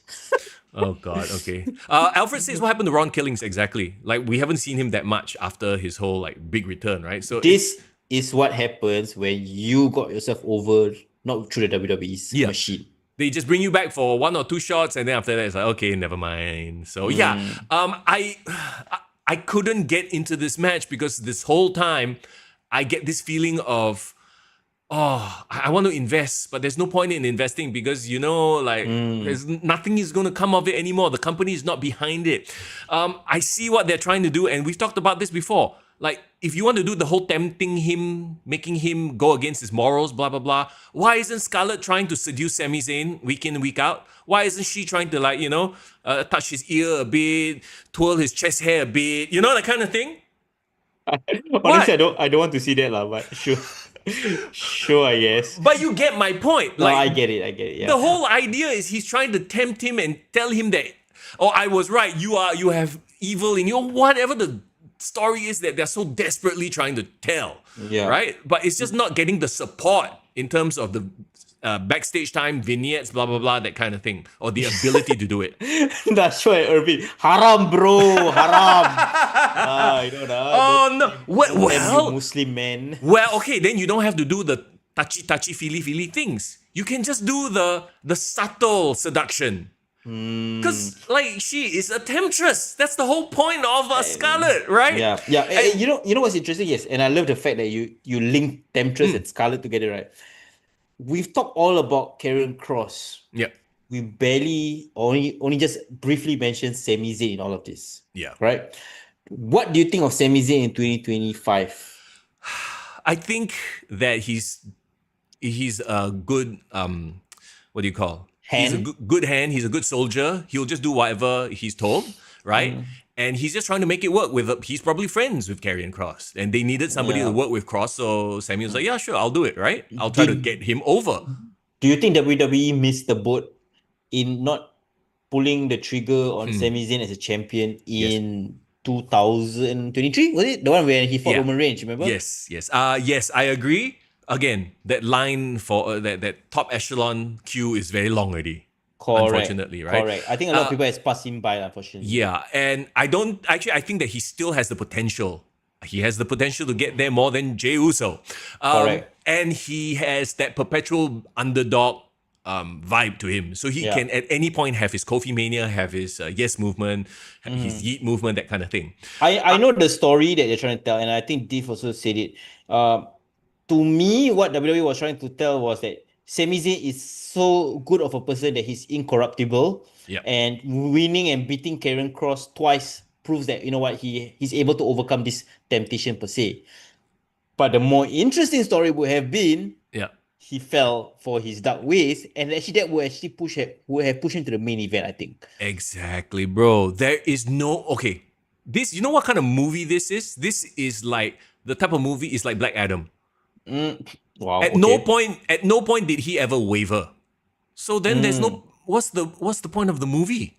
You need your hero to fall and rise like a phoenix. Then we cheer for you because now you did wrong. We understand. And it's not as if we've never seen Sami Zayn as a heel. He was a great heel. Exactly. There were hints that he nearly snapped, yes, but like he never did. So it's like, okay. Like, I mean, I get it, but also it's like that's twice Karrion Kross has lost on the pay-per-view already. And he barely is on TV in matches. He barely ever gets wins. At the end of the day, right, you can say, oh, he's doing some cool character work. If you're not getting wins on big shows, then nobody takes you seriously. The problem is Sami Zayn winning really just extinguishes what sort of momentum that Karrion has. That's the problem. Agree. To me, this, like the ending, and then somehow it's like the ending where Sami, this is so stupid, by the way. Like Scarlett's like, here, take the lead pipe. I tempt you. It's like, what the how? Do you think Sami is a moron? Like, what kind of stupid temptress is that? Like, you think Sami is so stupid that he can't see that you're trying to tempt him? Like, what? Like, oh my, that was like the epitome of the death of this entire feud. To me, it just made zero sense. And then Sami's like, no, I'm too righteous, throws the stupid lead pipe away, wins clean, and I guess this feud is over, and nobody got over. To me, this was the worst match on the card. Not because of the match quality itself. I think it's just coming out of it, like, it just doesn't benefit anyone. Like, Sami doesn't need this win.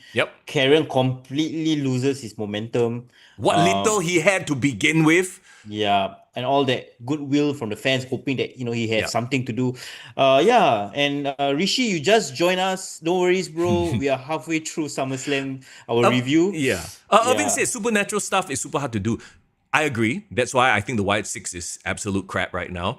But this is not even supernatural. This is just like he's just being a shit stirrer. No, it's just a bad decision on the storytelling to me. Yeah, 100%. Because you can tell this story in a way where it's not supernatural. He's not like whispering mumbo jumbo voodoo black magic shit and then he suddenly Sami Zayn got ooze coming off his head. No, there's nothing like that. It's just him talking. I think it might be too.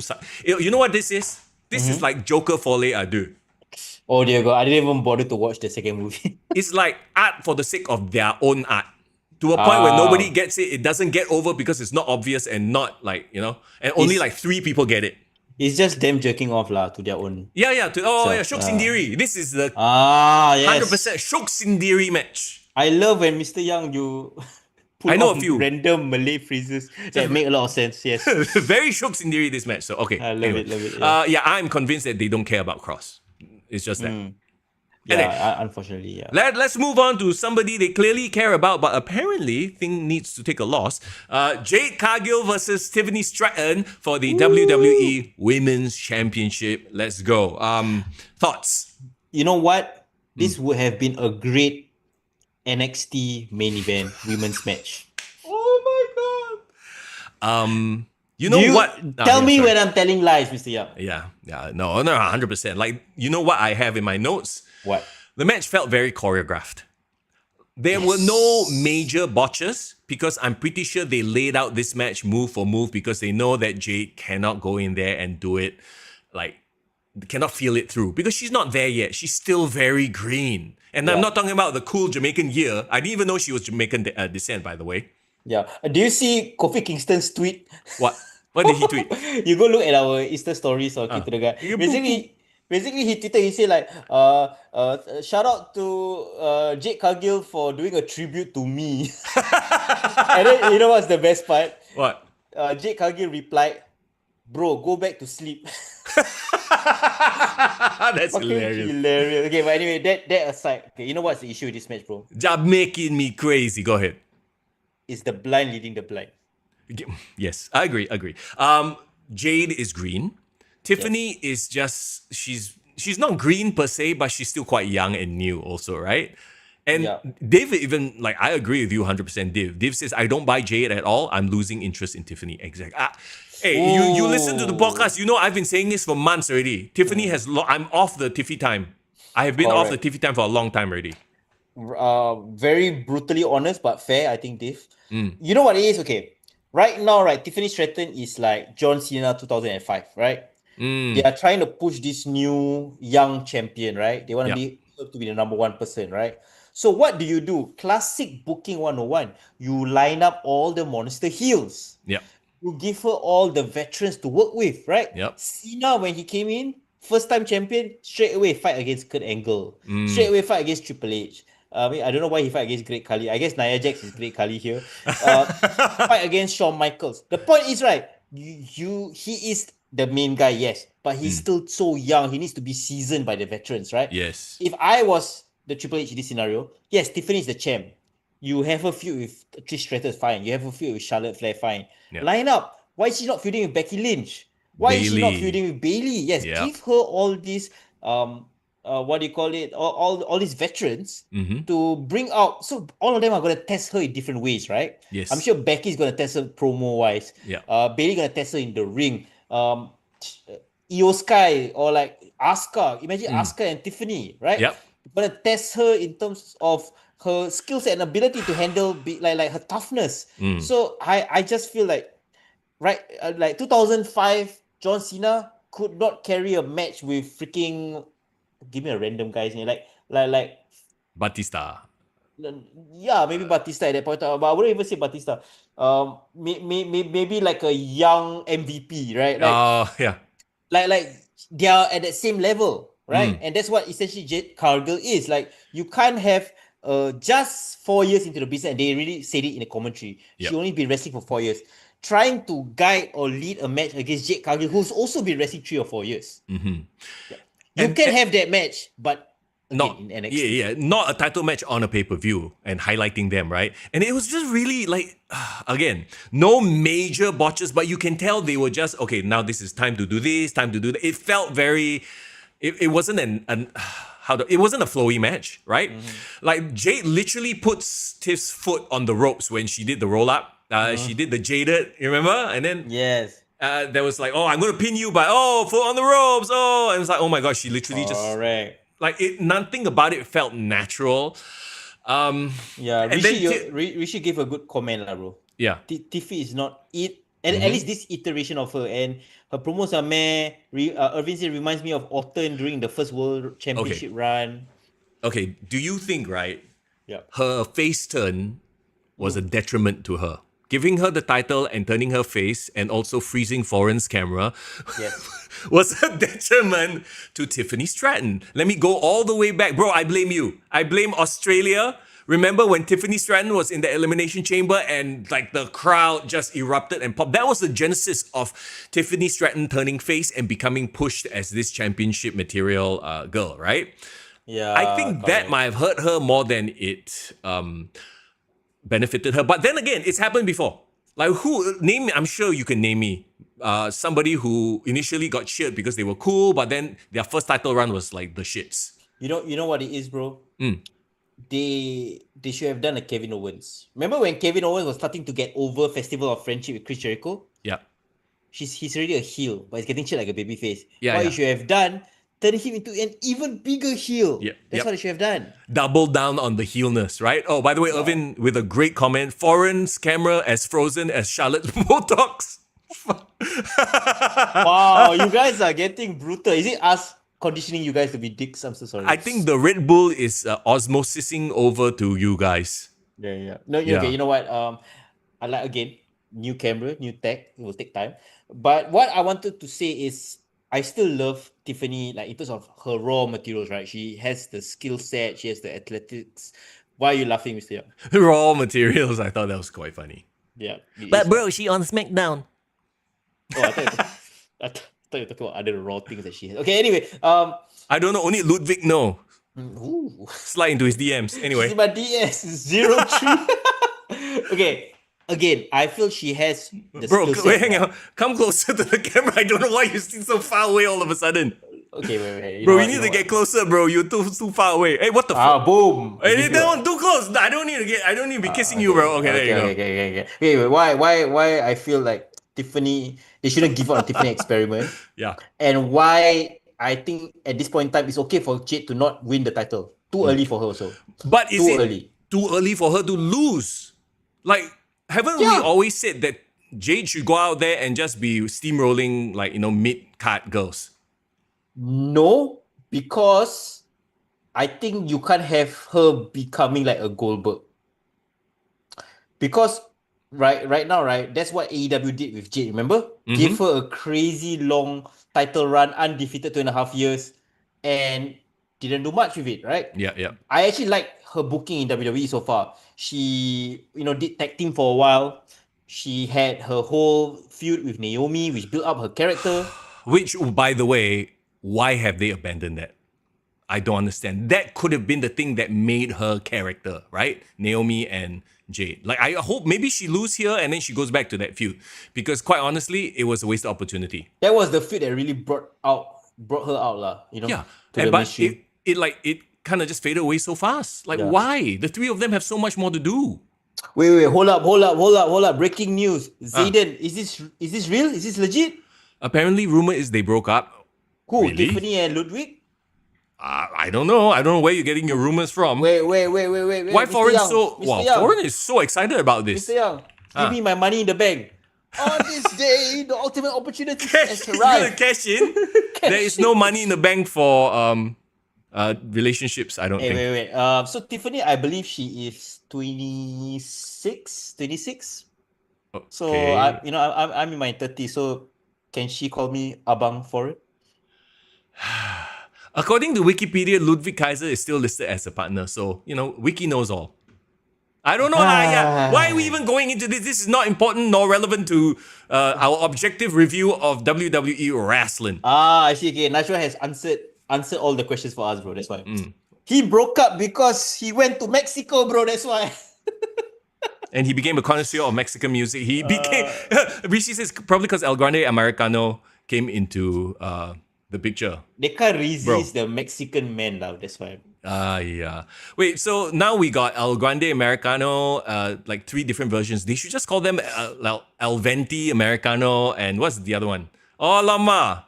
Okay. Lama, guys. Div is like, Foreign, sir, are you a heel? Yeah, trying to, cash in on Tiffany Stratton and all that. Ay, Abang Foreign meme, let's go. Rumor lah. Zayden says, okay, come. While Foreign fixed his camera to appeal to Tiffany Stratton a little bit more. Just closing thoughts on this match. Yeah, I don't... Zayden's like, relax, Foreign. Yeah, he purposely switched off his camera because he's doing things to himself.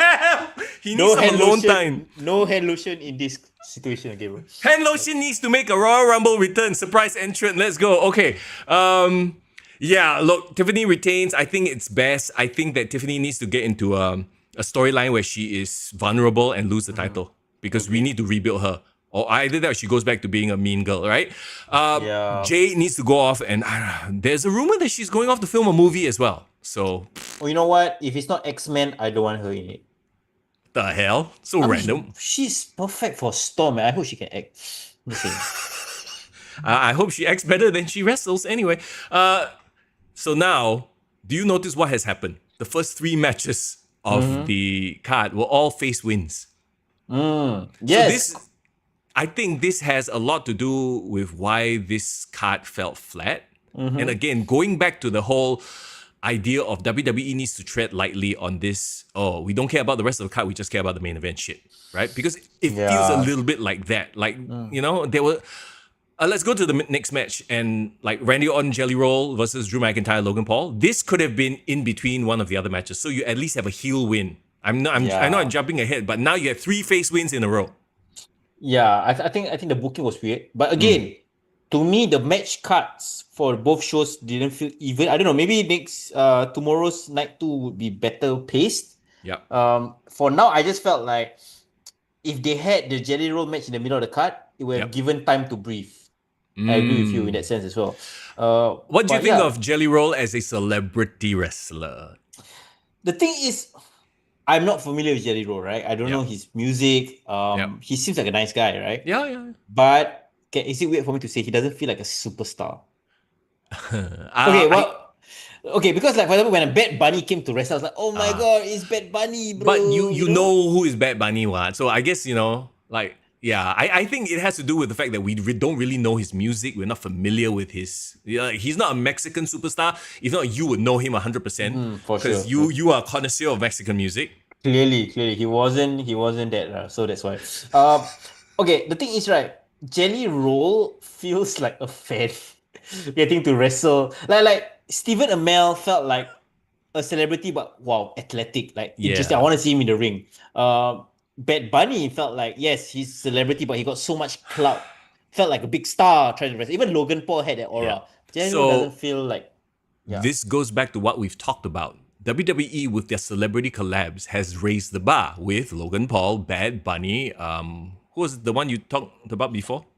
Bad Bunny, Logan Paul. Who was one more? As of recent time, huh?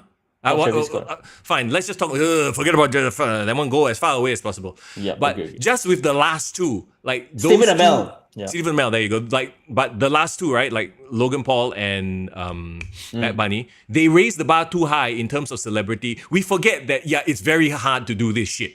And even if you are a celebrity, you want to come in and do it, and you are kind of athletic.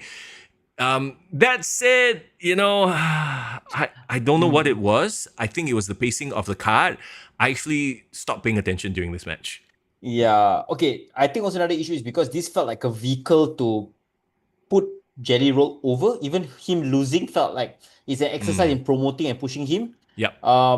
But that sacrificed the very, very interesting burgeoning relationship between Drew and Logan, in my opinion. Yep. That also sacrifices Randy Orton's aura, in my opinion. Yeah. I'm glad that they are doing something with Drew and Logan. They deserve it, right? And my only issue is with Logan Paul. He's that guy that comes in. He's like on the Roman Reigns schedule. He comes in for a short period and then he disappears to do all his stuff, right? But he doesn't have Roman Reigns' legacy in the business. But he's still a viral star. And you can always expect him to do something crazy. Like this time he did the top rope splash onto the announcer's table. With the Prime. And then he was wearing, I think, the Meta glasses, so he filmed the whole thing. Yeah, that was so cool.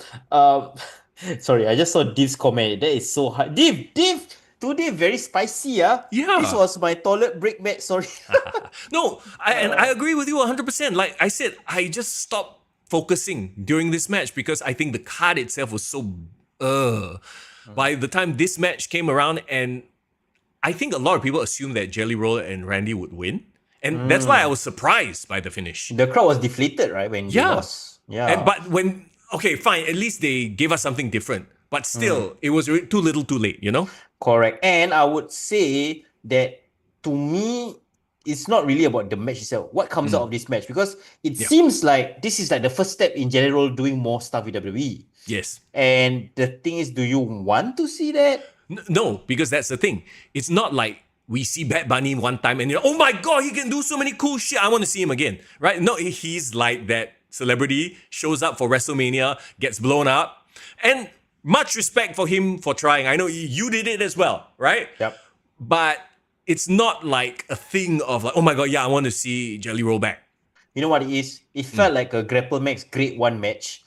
And all the veterans are helping the Grade 1 rookie do well in the match. And we are happy, we're proud of him. And that's it lah, right? I don't want to see anymore. Yes, bro, give Logan and Drew props for selling like mad for Jelly Roll. Every Agreed. offense that he did felt like a big deal because Logan was fucking jumping up on the choke slam. You know what I mean? Yeah. Like everyone was selling for him. Like he did like I forget what it was, like a boss man slam type thing on Drew. It looked like Drew was flinging himself down. I loved it. Yeah. It's like a black hole slam, like a Yeah. abyss type thing, right? Yeah. It's so ironic because at the start when they came in for the entrances, I think everyone got handed like sheets of paper to Logan Paul saying that you're the outsider, right? Yeah. But the irony is, I feel like Logan really belongs in WWE. Really, Yes. I want him to play the outsider celebrity role. Yeah. But he was such a great, that's such a great fit for him. Yeah. But he's perfect for WWE. Yeah. Look, like love him or hate him, and a lot of people hate him because of what he does, his personality and that kind of thing. But he is perfect for pro wrestling.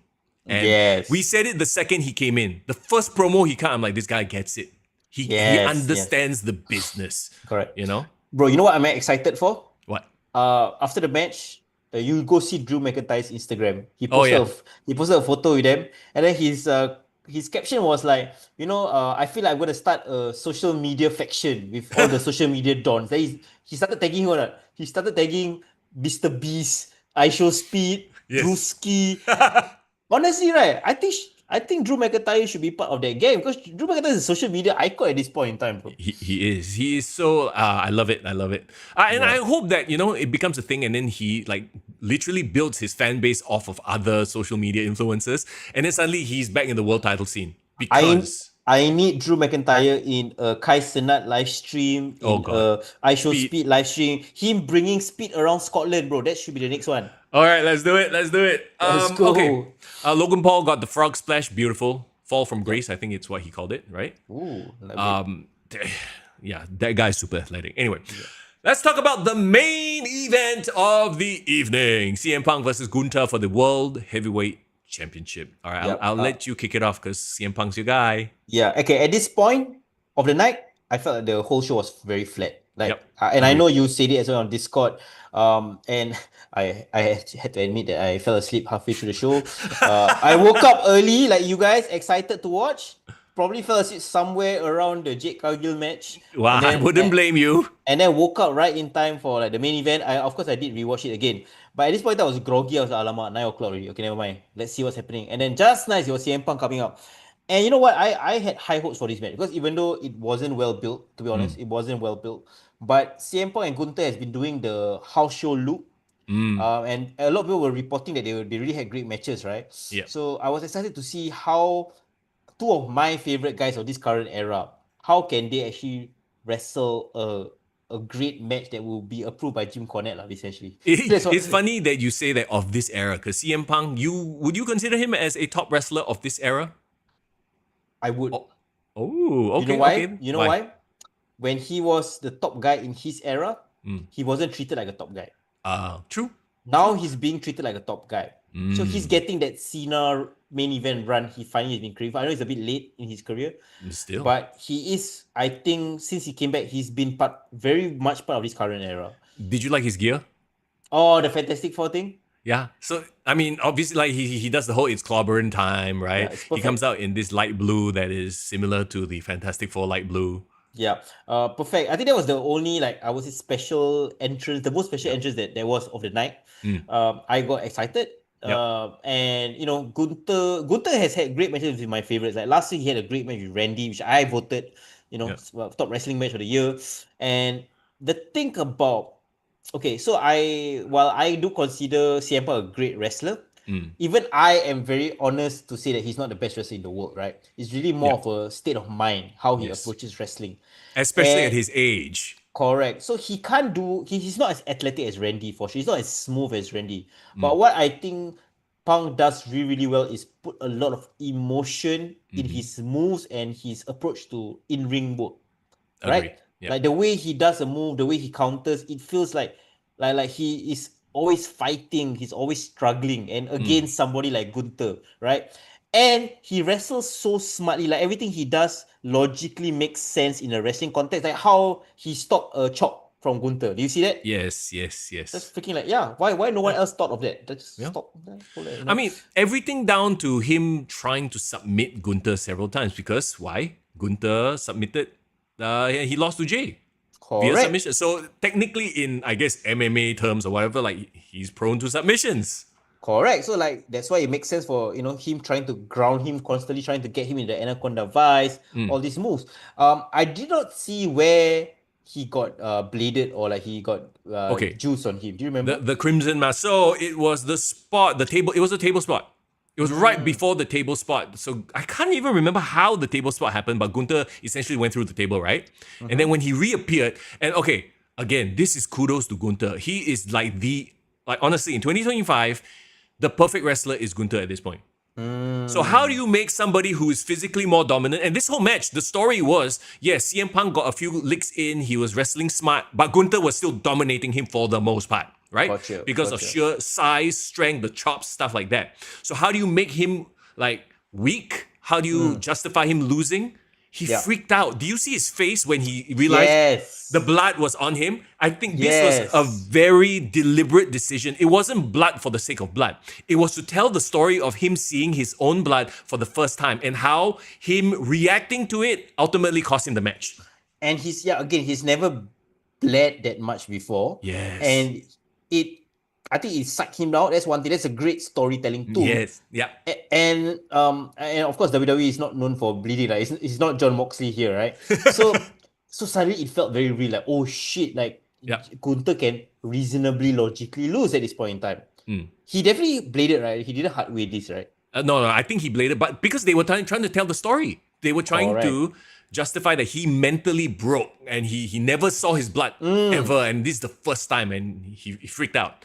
No, okay, and for this to work, they needed a lot of blood. So he probably blade and then like jig, and then try to get a little bit more out to get the Crimson Mask look. Yes. Bro, he went for the JBL blade spot lah. The one he did with Eddie, right? Yeah. But you know what? I loved it. I think that immediately that elevated the match. I was like, oh, okay, now I can't wait for that final stretch. So to me, the whole match was great. Like I enjoyed. This match was the only noteworthy match, and we're not even talking about all the post-credit scenes yet. Yeah, no, I agree with you. Like the match literally starts with chain wrestling, holds back and forth.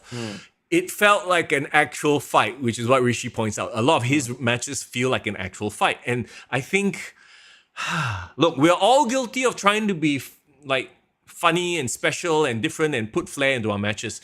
But at the end of the day, pro wrestling is the simulation of two people fighting.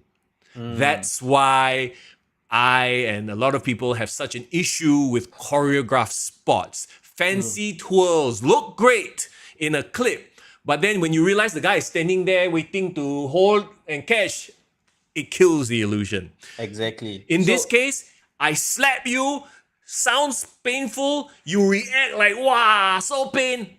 That makes so much sense. Correct. And again, Gunther has gotten the Undertaker rub. Undertaker literally said, this era, Gunther is my guy, right? Yeah. And every time people always say like, oh, Gunther, what, boring lah, or like, oh, I don't understand Gunther, like, I don't think he's like a main event guy. Yeah. I challenge you guys to watch Gunther versus Ilya Dragunov. Gunther versus, I think, Ilya during the whole COVID era is one thing. Bro, Gunther versus Goldberg even. Yeah, even He made Goldberg have a good match. Gunther versus Sheamus and Gunther versus Drew, like, to me, Gunther is the most realistic wrestler there is. If you want a very realistic looking wrestling match, how a wrestling would be if this was in a carnivals, Gunther. Watch Gunther. Irvin says, how can people not understand Gunther? Because some people are very conditioned to seeing a jacked up dude or somebody with cool gear or can do fancy moves, you know? Correct. I would say, right, how do you measure a great wrestler is, right? You can put him and drop him in any era. Yeah. And he feels like his own unique character, or he feels like he can compete with the people of the era. Yes. You drop Gunther against Antonio Inoki in the 70s. Can. You drop Gunther against Harley Race, against Ric Flair. Can. Perfect. Hogan. He would be perfect against Hogan. Anti-American foreign heel for Hogan. Yeah. Against The Rock. Perfect. Against Triple H. Like, yeah, exactly. He can work against anybody. Gunther versus Bret Hart. Oh my God. Bruiser versus Tactician. Yes. Oh my God. God damn. And no need to say 2000s lah. Gunther versus Eddie Guerrero. Gunther versus Kurt Angle. I know we missed the opportunity. I hope we can see Gunther versus Brock Lesnar one day. I don't know whether it will happen, but bro, Gunther versus Brock. Oh my god, yeah, that would be amazing. And I know Triple H was hinting something at the press conference, Yep. and it might be anything. But if I was the one that was, I could do anything. Yeah. If Brock Lesnar came back, I know there's a lot of controversy that comes to it, but Brock Lesnar comes back, Brock Lesnar and Gunther at the WrestleMania. That's my match of the year already. There you go. That's the one that Foreign breaks out the hand lotion. There you go. There you go. Look, There you go. Okay. like now Gunther has once again another wrinkle in his armor, right? It makes him even more of a compelling character now. So going forward, maybe he takes a bit of a break. I know Irvin brought up a very funny thing. What if they added a story beat where he's such a big, scary guy, but he's scared of cockroach? I don't know if they need to go that far, but now at least, yeah, because he got chinks in his armor. That's the good thing now. His entire run, he's never bled like that. So it's feasible that he would lose his shit seeing his own blood. Maybe Gunther scared of blood. Yeah, why not? Why not, right? So What movie villain was it where he got freaked out because he was invincible and then suddenly he saw himself bleed? Oh, I mean, it's a trope, right? In superhero comics as well. Like if you can, like just to draw a drop of blood from a god is a big deal, right? Oh, 300. 300, right. Watch, yeah. Yeah, Correct. Agree. So I believe that this actually is a good thing for Gunther to lose to Punk. Yep. And for him to be vulnerable because again he has won the title once and won it back again. Now that he loses, right? I feel like it almost makes a lot of sense for Gunther to kind of go away, like take some time to kind of bring up his character again. But he will come back even stronger for sure. Again, bro, come closer to the camera. Don't shy. Fias, it's good to see you. Haven't seen you in a while. Like, I don't know why. The podcast, Foreign keeps going back and back. Like, he's trying to disappear into, like, the Homer Simpson meme where he disappears into the bush. Go through it. Bro, what's going on? You know what's what? going on? I'm enjoying not having to squint right at the camera. That's why. Irvin brings up Jake the Snake. Do you remember this one feud? Was it Andre the Giant, who is a giant, but he's deadly afraid of snakes, and that's how Jake psyched him? Yes, that's it. Yes, so something like that, but this time it's blood lah. And look, like we are very used to seeing wrestlers blade, especially if we watch AEW. Me, I watch a lot of horror movies, right? But when you see blood in real life, especially that quantity, it actually freaks you out. Yeah, of course. You unless you are a nurse or a doctor and you see it all the time, right? There's no way you're used to it. Correct. And I think if you use blood sparingly and in the right scenario, it can add so much to a match. Exactly. In this case, they use it to chef's kiss. Again, I'm a big fan of CM Punk, and I never watch his early stuff. Yes. This is such great storytelling. Yeah. Correct. And that's why, like, for all of like Punk's like issues or flaws or whatever nonsense he has, right?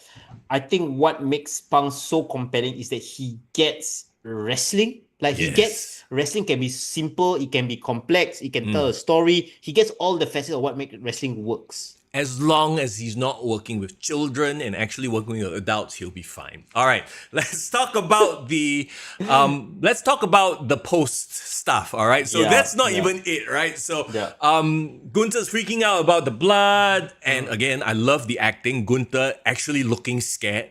Like, bro, he's the next one to be in movies, yeah? Gives Punk hope, GTS, boom, 2 GTSs, takes out Gunther. Gunther even has an out. I've never seen my blood before, so kudos to you. Like, he's gonna be that respectful guy, like, you beat me fair and square, but I'll come back. For sure. And I know people are starting talking about Mr. Iguana and all that. We'll talk about versus Gunther. No, that's okay. Yeah. We'll But let's talk about the most important thing about Summerslam, the thing that all of you guys were craving for, to my annoyance, because as a CM Punk fan, let that guy enjoy his run. Like, he literally beat Gunther. He has become a champion for the first time in 12 years? 5,000 plus days. I saw the number on social media. He was crying. The fans were going nuts. They waited. They waited. I know. I said this in Discord. I'm like, okay, calm. Because Let's go. if you go back to my predictions, this is exactly what I said, right? I know a lot of people say this as well. I'm not trying to claim credit like, oh, Mr. Young, I'm so smart. Right? I'm not saying that. But burn it down. And then Seth Rollins comes out on crutches with Paul Heyman. Love the tease. Like, honestly, I fell for it. For like the first 5 seconds, I was like, okay, this is what they're gonna do. They're gonna tease the crowd. They Same. come out in crutches, and they're like, okay, this is the next rivalry. Even the commentators were like, oh, he playing mind games. Even now, even injured, this fella is still trying to play mind games, blah, blah, blah, blah, blah. So the commentators were trying to push that narrative as well. And then as he's limping back, suddenly he stands up straight. He takes the 2 crutches to the side, and he drops them. And then we were all in this car. They that swerved. was beautiful.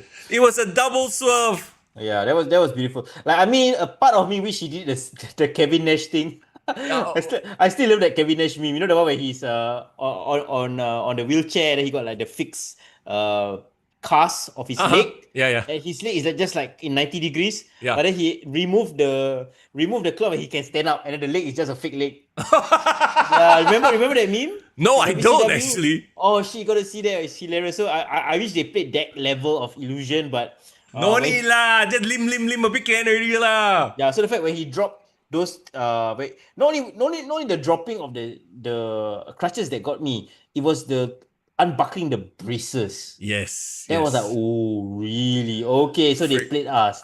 So did they work us all the way from Saturday night's main event? That's the question. 100%. Again, it goes back to what a master stroke. I don't know by who, maybe it was Triple H, but that in and of itself serves so many purposes. It set up this thing with CM Punk, right?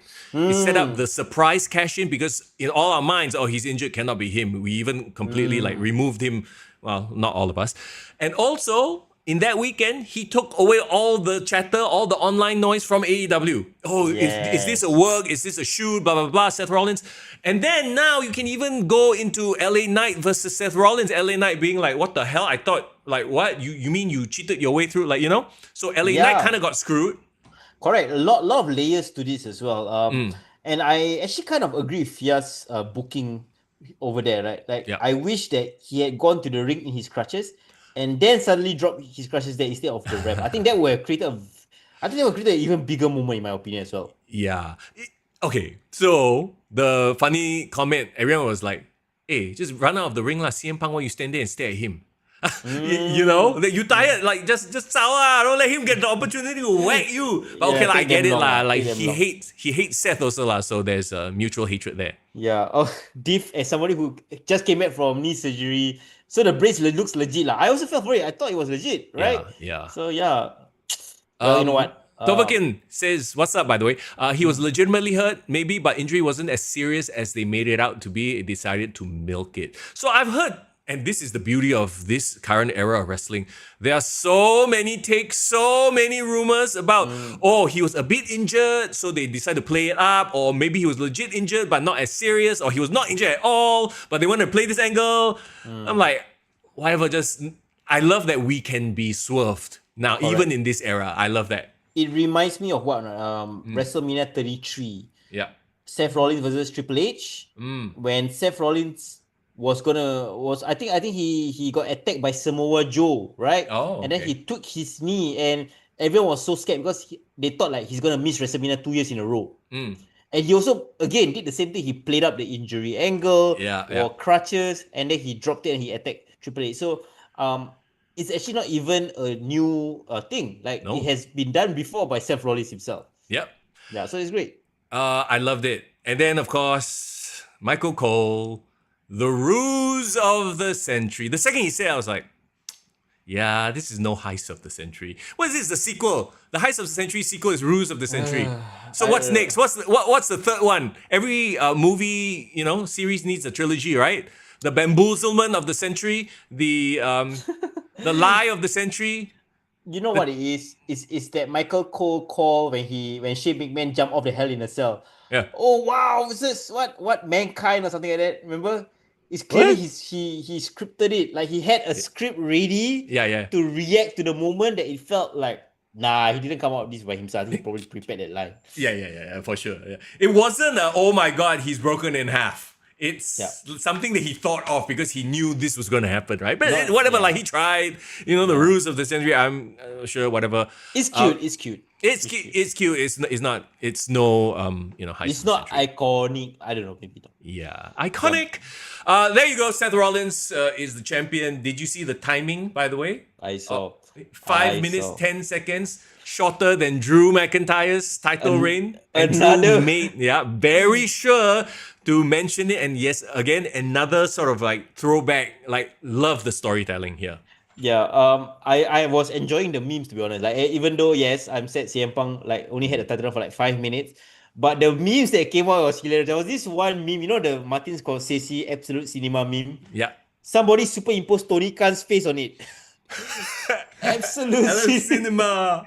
Okay, let me throw back. They can throw back. I also can throw back to the start of podcast when I said this. I am so excited for this. Even as a CM Punk fan, because you know what this means, right? For sure. You tell me what this means, bro. Tell me what this means. Another reason to continue this feud all the way to WrestleMania. Yes, and I love how the online discourse is. See, Triple H still hates CM Punk. He's still fucking with him. He's still screwing with him, bro. How can you not see the big picture? We are big picture people. We see the end of the line, WrestleMania. Like, I'm sure at some point CM Punk's going to get injured, so they can take a bit of a break, right? Because they can't fight all the way to WrestleMania. It's a bit of a long road, like at this point, Correct. So Correct. either way, maybe Bronson Reed will splash CM Punk 100 times. The lackeys are there for a reason, right? Yeah. And you can even have it so that by Survivor Series, it's Roman, CM, Jay versus Seth's faction. Yeah. War games, right? Yeah. Or you know what I would do? Get basically get Seth's faction to destroy CM Punk. Yeah. Out of sight, out of mind, give him a break. Come back at the Royal Rumble. Yeah, and win the Royal Rumble. Finally. I know it's a bit predictable, right? And have it, because if there was any, and that here's the thing, he was always meant to face Seth at WrestleMania. Yeah. With title or no title, and the year of Roman, he would have not had the title match versus Seth. It would have been a one-on-one match. It would have been a great match, but it would have been one-on-one. Now, potentially, and this is why I love it for CM Punk, he is going to have a title feud going into WrestleMania against Seth Rollins, and then he can finally have that moment. Yes, exactly. So I think, right, it's almost as if like it's destiny, right? Destiny, you can take a bit of a shortcut, there's a left turn, you get lost, but like a pebble downstream, you eventually will reach to your final destination. So even though, CM Punk couldn't get that match that he wanted to Seth Rollins at WrestleMania 40, they went a bit of a separate path. 41, they kind of get back together, but with Roman Reigns in the mix. Now, they really can set it up. Now, CM Punk can really get a WrestleMania main event for the title. And I would dare say, if there's no other bigger story happening, it could actually be the Night 2 main event, to be honest. You know what? I agree with you. Because by then, John Cena would have retired. Yes. So you would have a new undisputed champion. Or whatever the hell that championship is these days. What is it? Universal? Undisputed WWE Universal Championship. Whatever. I can't keep up with all the words. I that's why I love it for CM Punk. I love that now he has that runway. I just pray to all the gods that he can stay healthy all the way up to WrestleMania. Seth as well, by the way. Yeah. So you know what? I'm confident in CM Punk staying healthy because he should technically get time off after this or get beaten out and written off of TV. He can rest all the way to WrestleMania or Royal Rumble. Seth, again, I hope he gets his lackeys to do all his work.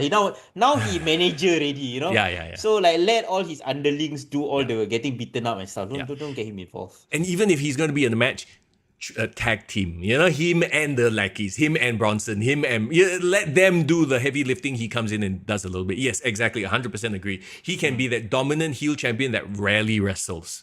He doesn't need to be the workers champion anymore. He's a bad guy. Right. Yeah. Correct. Roman, what is next? You know what? Actually, Roman should be in the feud with Seth, but it should carry all the way to Royal Rumble. Okay. Not a main event WrestleMania feud. But again, like we talked about, right? There are legs here where they can do Roman, LA, and his own little group versus Seth's group. There is something brewing here in terms of the faces forming a group versus this new mega heel group. Correct. So like so for example, CM Punk getting beaten off of TV, Roman can step up, take up their mantle. Yep. It can be Roman's crew, maybe a bloodline. Yeah. Again, reforming. Then fight against Seth's crew. Why not? Yep. Yeah. And you have Paul Heyman there for the throwback. And I love it. I love where this is headed. So just to put a bow on it, right? It really feels like one of those nights where the main event saved the whole card. Because we always talk about it. If you go away from a shitty card, but the main event was great and you had a great feel from it at the end, the card actually feels good. You don't have like that much to complain about. This is the reverse WrestleMania Night 2. Yeah, a little bit, yes. So again, I'm actually I'm not very, I'm a little bit concerned that they are starting to think like that. Oh, as long as the main event is like damn solid, right? The rest of the card can be like mid. I hope they don't do it. Maybe this is a one-off, but I feel like they've done it several times already. That's why I bring it up. Yeah, I hope they're gonna do us a favor and like level up for Night 2. Yes. Because I feel Night 2, the matches has the potential to actually be better. Yes, agree with you on that. And speaking of which, let's talk about Night 2 right now. A little bit of a preview, even though we've already crossed the 10 o'clock mark. All right, let's do it, bro. Are you ready to talk about, first of all, on SmackDown? By the way, hello, Edison. It's good to see you. Don't worry, you can go back and rewind and watch the rest of it or listen to it on Spotify if you don't want to see our handsome faces. For sure. Let's talk about SmackDown and the very curious John Cena face turn. Do you buy it? Nope, not a shot in hell. Okay, so he's just faking it. Okay. What's the story being told here? I would say this is a fake out, but it's the planting of the eventual baby face turn. Okay. By fake out, you mean that he will still revert to his ball kicking title belt using dastardly ways, and it's a street fight anyway, so it doesn't matter, right? Think of it as well. Jey Uso bloodline. Remember when Sami Zayn almost got through to Jey Uso turning babyface? Oh, then in the end, he still fake out and super kick Sami Zayn, and it led to the tag team match at WrestleMania. Yeah. I think that's what it is. Okay. I think that's what it is. So what it means is, like John Cena did that to kind of lull Cody Rhodes into this. Okay, we're gonna be a babyface match. False sense of security lah. Correct. And then eventually he did it. He screwed him up. He whatever low blow, whatever nonsense, and wins it. But then, okay. To come back to that, right? Low blow, title shot, chair shot. It's all legal. It's a street fight, ma. Correct. But he resorted to that. So he had to basically resort back to his evil, heelish ways, right? No. But what I'm saying is he doesn't have to resort to anything. It's part of the match. No, it's part of his character to do it. Okay. Okay. What I mean is like he's technically supposed to be babyface, right? Yeah. But the fact that he's still willing to go down and do all these heelish moves, which is like a low blow, Bagging beat him off. up, anti-crazy, begging off. Like it's kind of like he pretends to be nice, but you can see through his like fake niceness. And here's the thing, right? Because of Triple H kind of saying like, "Oh, you haven't seen nothing yet." Yeah. It got me thinking like, okay, there's only one thing that could really make this like worthwhile. Travis Scott. Fuck no. Okay, you know what? I can give you a clue. Okay. Did you see one movie that was being promoted during SummerSlam Night 1 today?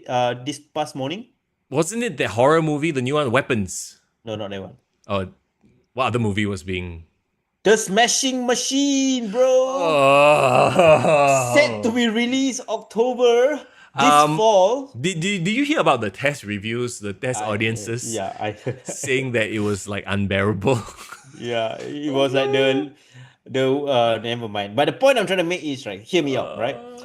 He is the heel, John Cena is the heel, but in the course of this match, you can tell he is being forced to be the heel. He doesn't want to be, but remember, it was referenced in his promo. He said that, I make a choice based on someone telling me to do it, and I've regretted it. Like, it left me all alone. I think he really meant all the things that he said, but he's still gonna resort and stay as a heel throughout the SummerSlam match. Yeah.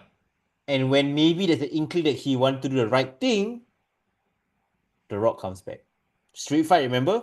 The So Rock The Rock comes back and helps John Cena? The Rock comes back and reminds him, hey, remember what you said? You want to be the heel, right? You're supposed to follow me, right? Fall in line with me, right? Yeah. Then Cena okay, fine. Reluctantly kind of double downs on being the heel for this match just to retain. And then that plants the seeds for him turning on The Rock. Yes. Okay. Div says, what if Cena talking injury because he wants out, but Cody is like, no, attacks him backstage and drags him out for a cheap win to get the title back, and then heel versus heel. I don't know. I don't think they would do it for a main event of SummerSlam. They would still have to have a match. Yeah. So my thoughts on this, right? Rishi says the character change feels very abrupt. I actually really agree with like whatever happened on SmackDown was very weird. But I also think that John Cena is a smart enough guy to know that this is not working, and he just basically wanted. He's like, okay, look, I don't have freaking a lot of time. I'm just going to turn face. I can do it, and I'm John Cena. I know. And he's very, what's the word? I feel like he's a very in touch with what the crowd is about men, right? He knows that people are cheering him already. So I think he's like, fuck it. I'm just going to turn heel on a dime, and I don't care about the logic of it. People are going to cheer me anyway. Okay.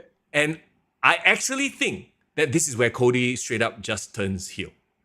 I actually think that going back to Rock, right? I think The Rock comes out, it's a bloody match. They're both beaten and down and shit like that. Travis Scott is far, far away from this match. Rock comes out, does the throat slash everyone assumes is John Cena, but then he hits John Cena instead, and Cody picks up the win. Because The Rock, after hearing John Cena's promo, is like, fuck you lah, you weak already you know? Okay, not in that accent, but you know what I mean, right? The Rock with a Singaporean accent, fuck you lah. You weak bro. Okay, speaking of Singaporean accent, fucking got my one bar left in my camera. Let's go. I don't know what that has to do with your Singaporean accents. Okay, so there you go. Yeah, just reminding you. Okay, wait, continue talking. I'm gonna get my Grab food. It's right outside. Okay, bye. Wow, foreigner with the... So, okay, Div says, might as well The Rock come up with an urn. Oh, do you smell what your soul is cooking, Cena? I don't know how Cena's going to promote Peacemaker Season 2 with all these commitments. It's coming out now. I wish Foreign would have switched off his mic when he went off to collect his stuff, but there you go. They were teasing a heel turn for Cody, yes. They've been teasing Cody's heel turn for a while already. Interesting that you point that out. I don't know if it's an episode I've watched. I haven't watched every episode. I only watched the episode 3, so maybe that could be it as well. Hey, Div says that, did y'all notice in Unreal they were teasing a Cody turn? And they were making it look like he was jealous of Cena getting the cheers. Again, remember I said about 4D chess? How that they've planned all this. They know exactly when the series would air. So this would be the perfect time to actually synergize everything. Can you imagine the planning and forethought? I think it would be quite cool, to be really honest. I think it would be quite cool. So anyway, that is my point. I think that is as stupid as it sounds for Cena to just come out and say, oh, actually, my bad. I'm a good guy again. You know, I think it's what was necessary. I think they all got together and they were like, look, this is just not working. This title run has been lame to begin with. People want to cheer me. So let me just go out there and with one promo, turn the whole damn alignment around. Yeah, man. I just feel like that would actually be really, really cool. I think that will really change things on his head. Yeah. It will actually lead to continuity from what happened from WrestleMania. The only thing is it would have made John Cena's heel turn completely unnecessary and like a waste of time, to be honest. I mean, at this point, again, I think it's more of a course correction than let's try to make this make sense. It felt like damage control if you were to do that, to be honest, yeah. Only there's no Io Sky or Kairi Sane. Hey. Yeah. Anyway, chat wants to know, by the way, this is the burning topic of right now. What is the meal you are having? Is it Macca's? Oh my God. Irvin says Red Bull marinated chicken wings. Also, it's 10 o'clock. You're having dinner at 10. You guys are very hilarious. Yeah, it's my first dinner of the day. I was out the whole day, unfortunately. First dinner of the day. How many dinners do you have? What the fuck? I got 3 dinners, bro. No lah, fuck lah. This is this is my first meal of the day because I had to do I-50 in the morning. I was out filming the whole day for a freelance client, you know. Oh, nice. Gotta collect some money, some ways, you know. And then I spent the money on this. And then I was out with my girl, accompanying her to drink some matcha, like the matcha girly that she is. and basically not eat real food. So this is my real food lah. Yeah. I'm not gonna say what it is because they all judge me, so never mind. But it's not Macca's, don't worry. Bro, we need to know. Also, that drink doesn't look like Mac's. It looks like, what is it? Let me put the drink. Let me try to guess. Put the drink. Is it? Okay, who can guess? It's milky.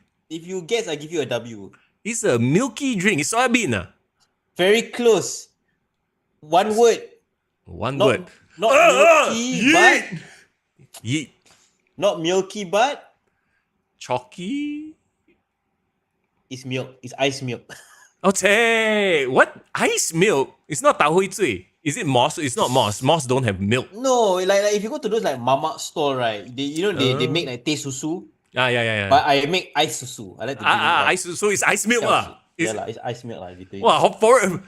Say your vitamins, eat your prayers. Say your vitamins. Say your vitamin, eat your prayers, guys. Bro. Shit. No lah, I Drink your milk. I drink my calcium before I sleep. Milk helps me sleep, you know. Wait, but what is the food? People want to know the food. We want to judge. Don't shy lah. Chicken wing. Shy, no, not chicken wing. I think it's not my favorite nasi goreng, bro. Nasi goreng seafood at 10 p.m. Let's go. Woo! I don't know why he's being so sus about his food. I swear. No lah. I understand, Mr. Yao. You know, you have your days, you know, your late night, you know, radio shows at 12 midnight. Sure. I went one mutabak. Yes, correct. All the way. I don't care. I'm currently in that phase of my life lah. I'll probably go into the fits poll like later on lah. Oh, so it's probably like way more than he's letting on. There's probably like nasi No goreng, lah, fuck lah. It's really nasi goreng. prata, egg, coin prata bomb. Why would you eat nasi goreng and prata at the same time? I don't know.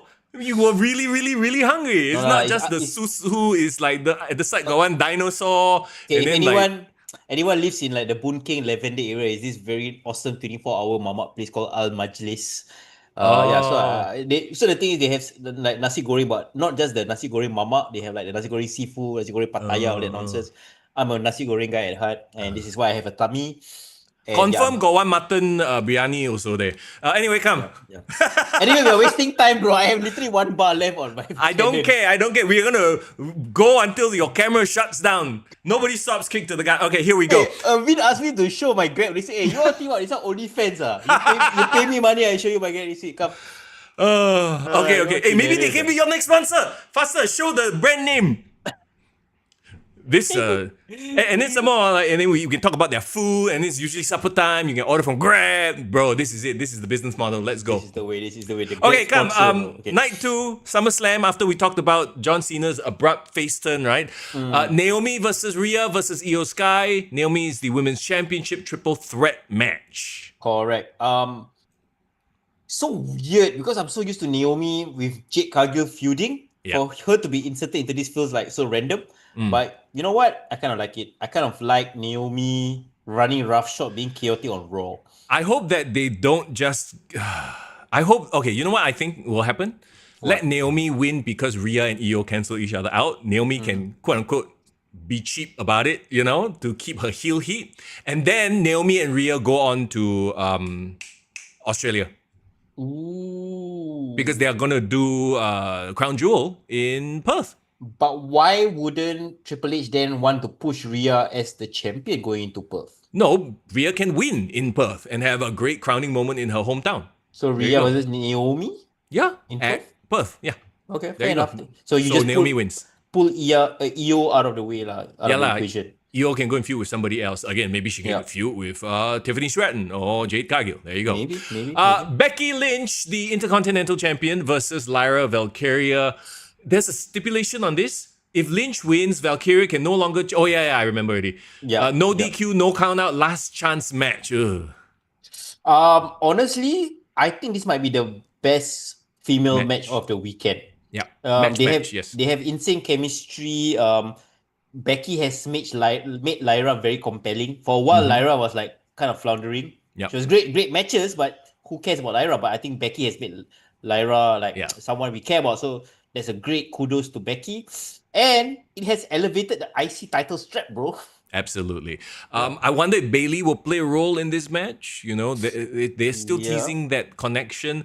Lyra still, as much as I love her, she still needs to be more convincing on the mic, I feel. You know, she's Agree. improved for sure, but that's why she's at the mid-card level, lah. You know, Correct. she has time to grow, right? Yeah.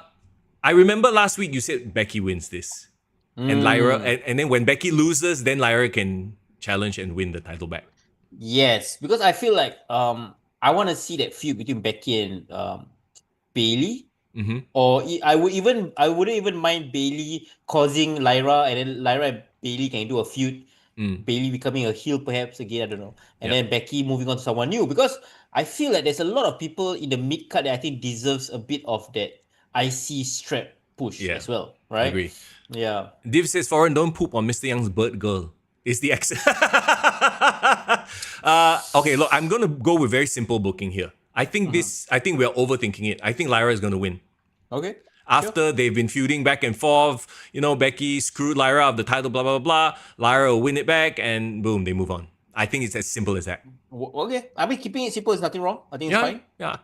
Let's move on to the WWE United States Championship in a steel cage. It's Solo Sikoa versus Jacob Fatu. Oh, did you see that scene? Jacob Fatu sitting next to CM Punk on WWE Unreal. Oh yeah, they're cute. Yeah. Yeah, I love you, Punk. I love you, Jacob. Can I get a photo? Yes. And then he's like, oh, like, oh my god. Were they taking a photo together, or were they like posing for some random shot or something? I think they were sitting backstage before an event they were supposed to go out. And then they just caught that moment on camera. Like, legit, Jacob Fatu is all of us. Jacob Fatu backstage, real life Jacob Fatu, I think it's just a kid, like maybe in a candy store, like, because he's my age, you know, he's 92. Oh, right. Yeah, so he is actually really, like, he would be a 10-year-old, because I was like 10, 15 watching CM Punk and Cena, right?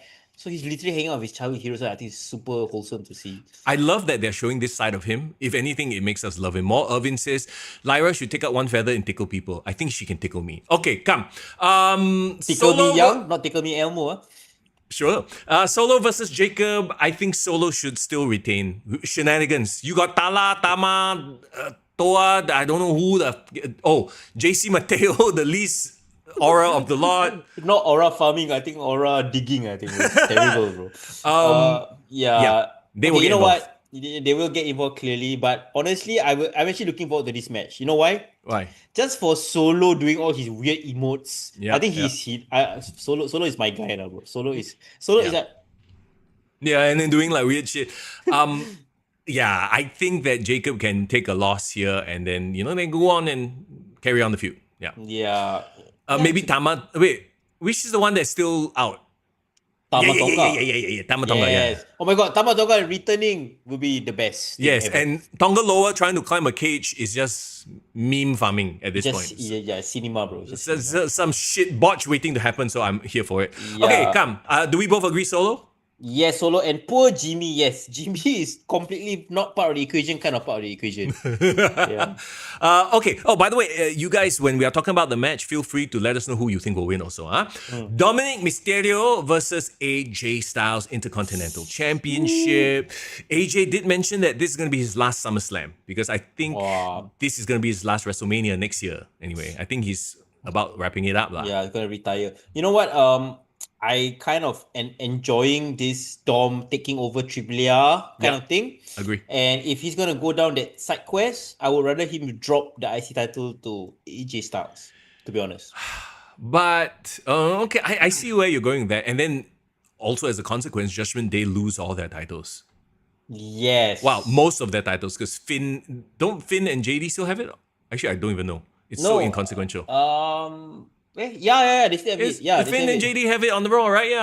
Yeah. But Dominic losing it and Roxanne and Raquel losing it can cause some sort of dissension and could justify why Liv Morgan would want to return, you know, because the team is falling apart. Okay, the only way I would be okay with seeing AJ Styles win if, yes, A, Dominic goes off and does all his Triple R stuff, but also B, Liv Morgan comes back and then we really play up the Roxanne Dominic thing to build Roxanne up, right? Okay, I get what you mean. Like she needs to start flirting with Dom, like proper, and not just like, you know, not here, not there. Like none of the stuff she's done is considered flirting.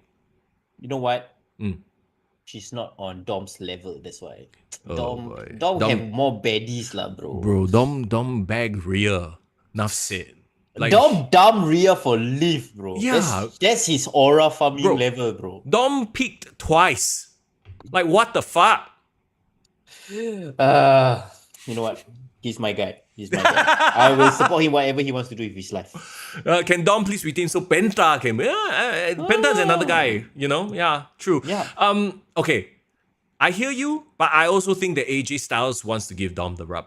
I think that AJ winning the IC title at this point in his career does nothing for anybody.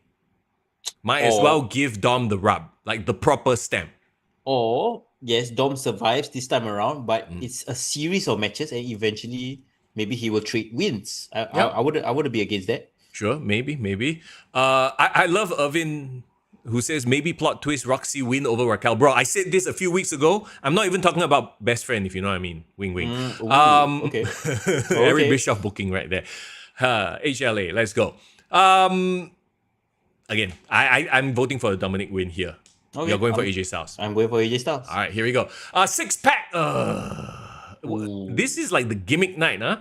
TLC for the WWE Tag Team Championships. You got Wyatt 6, Andrade and Rey Fenix, DIY, Fraxium, Motor City Machine Guns, Street Profits. Oh boy. Well, clearly they are paying homage to TLC Summerslam 2000. Yep. I don't hate it because it's a showcase for the tag team titles. But you know this is gonna be a clusterfuck match where nobody. Okay. You know what? Let me take that back. I was gonna say like these types of multi-man matches, nobody can build character, right? But then again, this whole tag team is the character now. The story is about this chaotic tag team division and not just specific teams. And if you are comparing to like the TLC match from 2000, right? It wasn't a storyline driven match as well. It was really a showcase for the team. And even now, people still remember 25 years later, the spear from the top rope, like falling from, like them taking the titles from the top of the ladder and the table setup. Yeah. This is going to be a spot fest. We know what it is going to be. Yeah. But this is be a 6 way to teams. Wasn't the other one 4? No, it's not 6 teams, bro. Huh? It's not 60. It's wait. Let me see. I thought it was a 4-team match. The one you're talking about is a 4-team match. This is a 6-pack, bro. Wyatt's, Andrade, Rey Fenix, DIY, Fraxium, Motor City Machine Guns, Street Profits. There's 6 teams in one match. Gotcha. Which is ridiculous. It's not ridiculous. It's been done, but it's going to be a clusterfuck. Yeah, it's going to be a clusterfuck. But you know what? I have faith that Rey Fenix is going to kill himself. No, please don't do some crazy ass spot where he breaks some shit again. Oh yeah, that's what happened, right? He broke whose leg? His own leg, falling off a ladder somewhere on the AEW. Yes. Please don't do that shit. Please don't do that shit. You know what it is? I feel like a lot of them are going to take a lot of chances because this is their only showcase. Yeah. If nothing else, it's going to create a super memorable, iconic spot for night 2. I think that's what they're trying to go for. Who wins? Woo! The thing is, Wyatt 6 is still pretty early in the title run. Is it bad for me to say I don't care about the Wyatt 6 and I would rather have any of the other teams win it? To be honest, I would rather any of them win it and have a proper feud with another team. Oh, the thing is, I still believe in Wyatt 6. I still want them to succeed. So I am going against my heart and I'm going against my head and I'm going to stay with what my heart says, which is Wyatt 6 retaining. Okay. I think it's anybody but the Wyatt 6. Really? Okay. I don't know, like what? Light's gonna go out? Is Eric Redbeard and Bo Dallas gonna show up? Or Uncle Howdy? Like, I don't know, man. Like, I hope it doesn't go off into that realm. Yeah, I hope so too. But you know what? At the end of the day, I want all of them to get a spotlight. That's the only thing I care about. It's really their only spot. You know what? They should have had that triple threat ladder match at WWE WrestleMania. Remember we were complaining about it? Yeah. And it was such a good match, right? Correct. So I think now, like, fine, they give them the SummerSlam spotlight. Give them the opportunity. Like, I feel like the Street Profits have been super done dirty. Like, their entire title run has been just not here, not there. They rarely get a pay-per-view match, and then they lose their titles to Wyatt 6, man. You know what? Okay, I'm going to go for Street Profits. I feel like they need one more run in them where they can then go up against Andrade, Rey Fenix, Fraxium 1-on-1 or 2-on-2. Yeah, as opposed to this multi-team shit. Fair enough. Honestly, I feel the SmackDown side is so stacked. I wish that some of the tag teams move over to Raw so they can balance out a bit more, Just have one tag team title lah, one set lah, Oh dear God, that's gonna cause another clusterfuck. All right, here we go. Main event time. John Cena versus Cody Rhodes. Street fight for the undisputed WWE Championship. Okay, here we go. I already laid my cards out just now. I think that they're going to beat each other silly. They're both going to be faces. John Cena's going to get more of the cheers. They've already accounted for that. Cody, we might see glimpses of him like getting jealous. And then in the final moments to quote unquote pull the trigger, they're like facing off. If you smell what the Rock is cooking, and then, Mark Kerr, the Smashing Machine comes out, right? He's like, ha ha ha. And he does the throat slash thing. Everyone assumes it's John Cena, but no, he's actually signaling to Cody to end John Cena. And then there you go. You got your Cody heel turn. Yeah, we both agree that there will be a Rock appearance. I believe that is what Triple H was hinting. Yeah. Whether it's a double turn or Cena doubling down as a heel, that is where we differ. But I feel it needs to be an improvement on the WrestleMania match, at least. Yeah. At least. Well, the fact that this is a street fight, I think goes to like they know that he cannot put on a regular match and have it be a classic main event, right? So it needs to have a little gaga, a little bit of the gimmick shit. So You know why this match will be an improvement on WrestleMania? Why? No fucking Travis Scott. That's why. Bro, life is better without Travis Scott. Fiend! Stop. Fuck you, fuck you, bro. Go watch on Netflix Trainwreck Tomorrowland. It's Astro World. Sorry. Okay, I'll check it out. Astro World. Yeah. You get even more pissed off at Travis Scott. Oh dear God. Okay. So it feels like night 2, just like WrestleMania. Was it last year? That night 2 feels more stacked than night 1. I hope that lives up to it, even though I think that night 1 of SummerSlam, the main event, was amazing. If night 2 is a success, I would say overall we would leave SummerSlam weekend thinking that it was a great 2 nights. Yes. But with what night 1 has given us so far, they really need to buck up essentially. They need to deliver. Again, I think that if the main event stands out for whatever reason, storyline, swerve, crazy, amazing match reasons, I think, night 1 was the great match night. Night 2 will be the gaga, crazy bullshits turning match for the main event, right? Correct. Well, we shall hope, because at the end of the day, what we want is for us to go into the fall and War Games and Survivor Series getting excited, and SummerSlam needs to be a good pit stop because the bill was shit, so the fallout needs to be amazing. That's what I'm hoping for. So John Cena actually becoming, I don't know, him going down the path of losing the title to Cody Rhodes, and now he's getting back into chase mode, but as a babyface. And that's how people, ironically enough, want to remember him in his final few months as an active wrestler, as Foreign's camera finally has had its final moments. Yes. Oh my, did it actually kaput? Is it dead? No bad? Yep, probably. Most likely that's what's Oh my God, that's hilarious. Just as I said final moments, his camera died. Mr. Yang, you have to understand, we are literally 2.5 hours. No, bro, I'm a prophet. I just you can't even script that kind of stuff. It just happens, right? Wow. Okay, there you go. It's surviving. Oh, wonderful. Okay, so there you go. Let's wrap it up. Everybody, what is your numbers or letter grades for night 1? I'm going to give it, because of the main event, a 7.5. I came away feeling good about it. Even though the matches before the main event were very mid. If not for the main event, it would have been a 5. But because of the main event, 7.5. It's literally what now, bro? It's a one match card that saved the day. Yeah. People still remember Taker versus Shawn Michaels from WrestleMania 25. No one else remember anything else on the card. So is what it is right now. That's it. It's a steep hill for night 2 to climb. They really need to deliver. I think they will.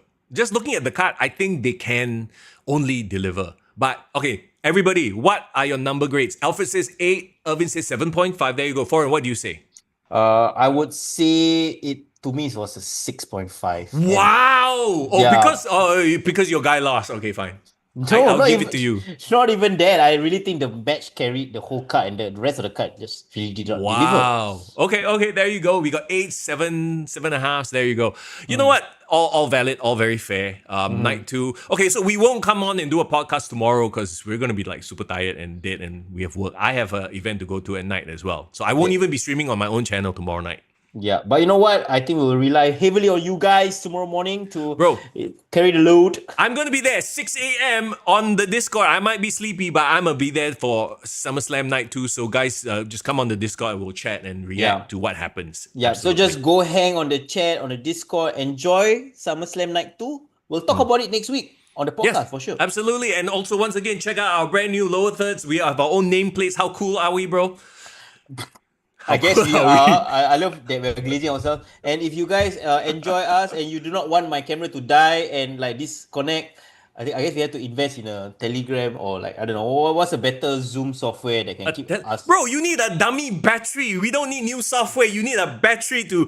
What the? That's why, guys. Bro, it's asking for the wrong things. Telegram. Please support us on our Patreon. I think that will go a long way into helping us, and if you're open to sponsoring us with all these different brands, if you know somebody who's part of all these brands, let us know. Let's go. And if you have spare skills, credit future to give foreign so he can learn basic IT, please send it our way. Telegrams, yeah. No, it's all good. This is why you outsource, bro. You want Telegram for... Telegram. Your camera is dying. Nothing to do with Telegram. No, you need bro. a dummy battery. No, it's not the camera dying. It's the fact that the camera keeps stalling in the middle of hotel. Bro, I video call my girlfriend on Telegram on desktop, right? Shit, no issue, bro. All good. Life's good. Can handle my HD quality or 4K quality, bro. It's the heat, bro. There's too much heat. Zoom can't handle your heat. All right. Everybody, we appreciate your company. Once again, Patreon, it's there if you want to take your support for the podcast one step further. Foreign will post feet pics if we hit 10,000 subscribers. No, I just want you guys to hit 1,000 subscribers on YouTube. Okay. That's all I ask for, bro. That's okay, 1,000 and then we get feet pics from Foreign. Let's go. I will reveal my Grab order next time. Yeah. Let's give lower bar. Deep royalty, great idea. AI version of Foreign to send in when his camera dies. Okay, I'll get on that. Hey, let's do that. So anytime the thing black out, poop, I press and then the AI Foreign start talking. Okay, that's it. Everybody, thank you once again. Let's enjoy SummerSlam Night 2. We'll be up early in the morning on the Discord to chat. But in the meantime, it is Mr. Young. And it's Foreign in the building. Take care.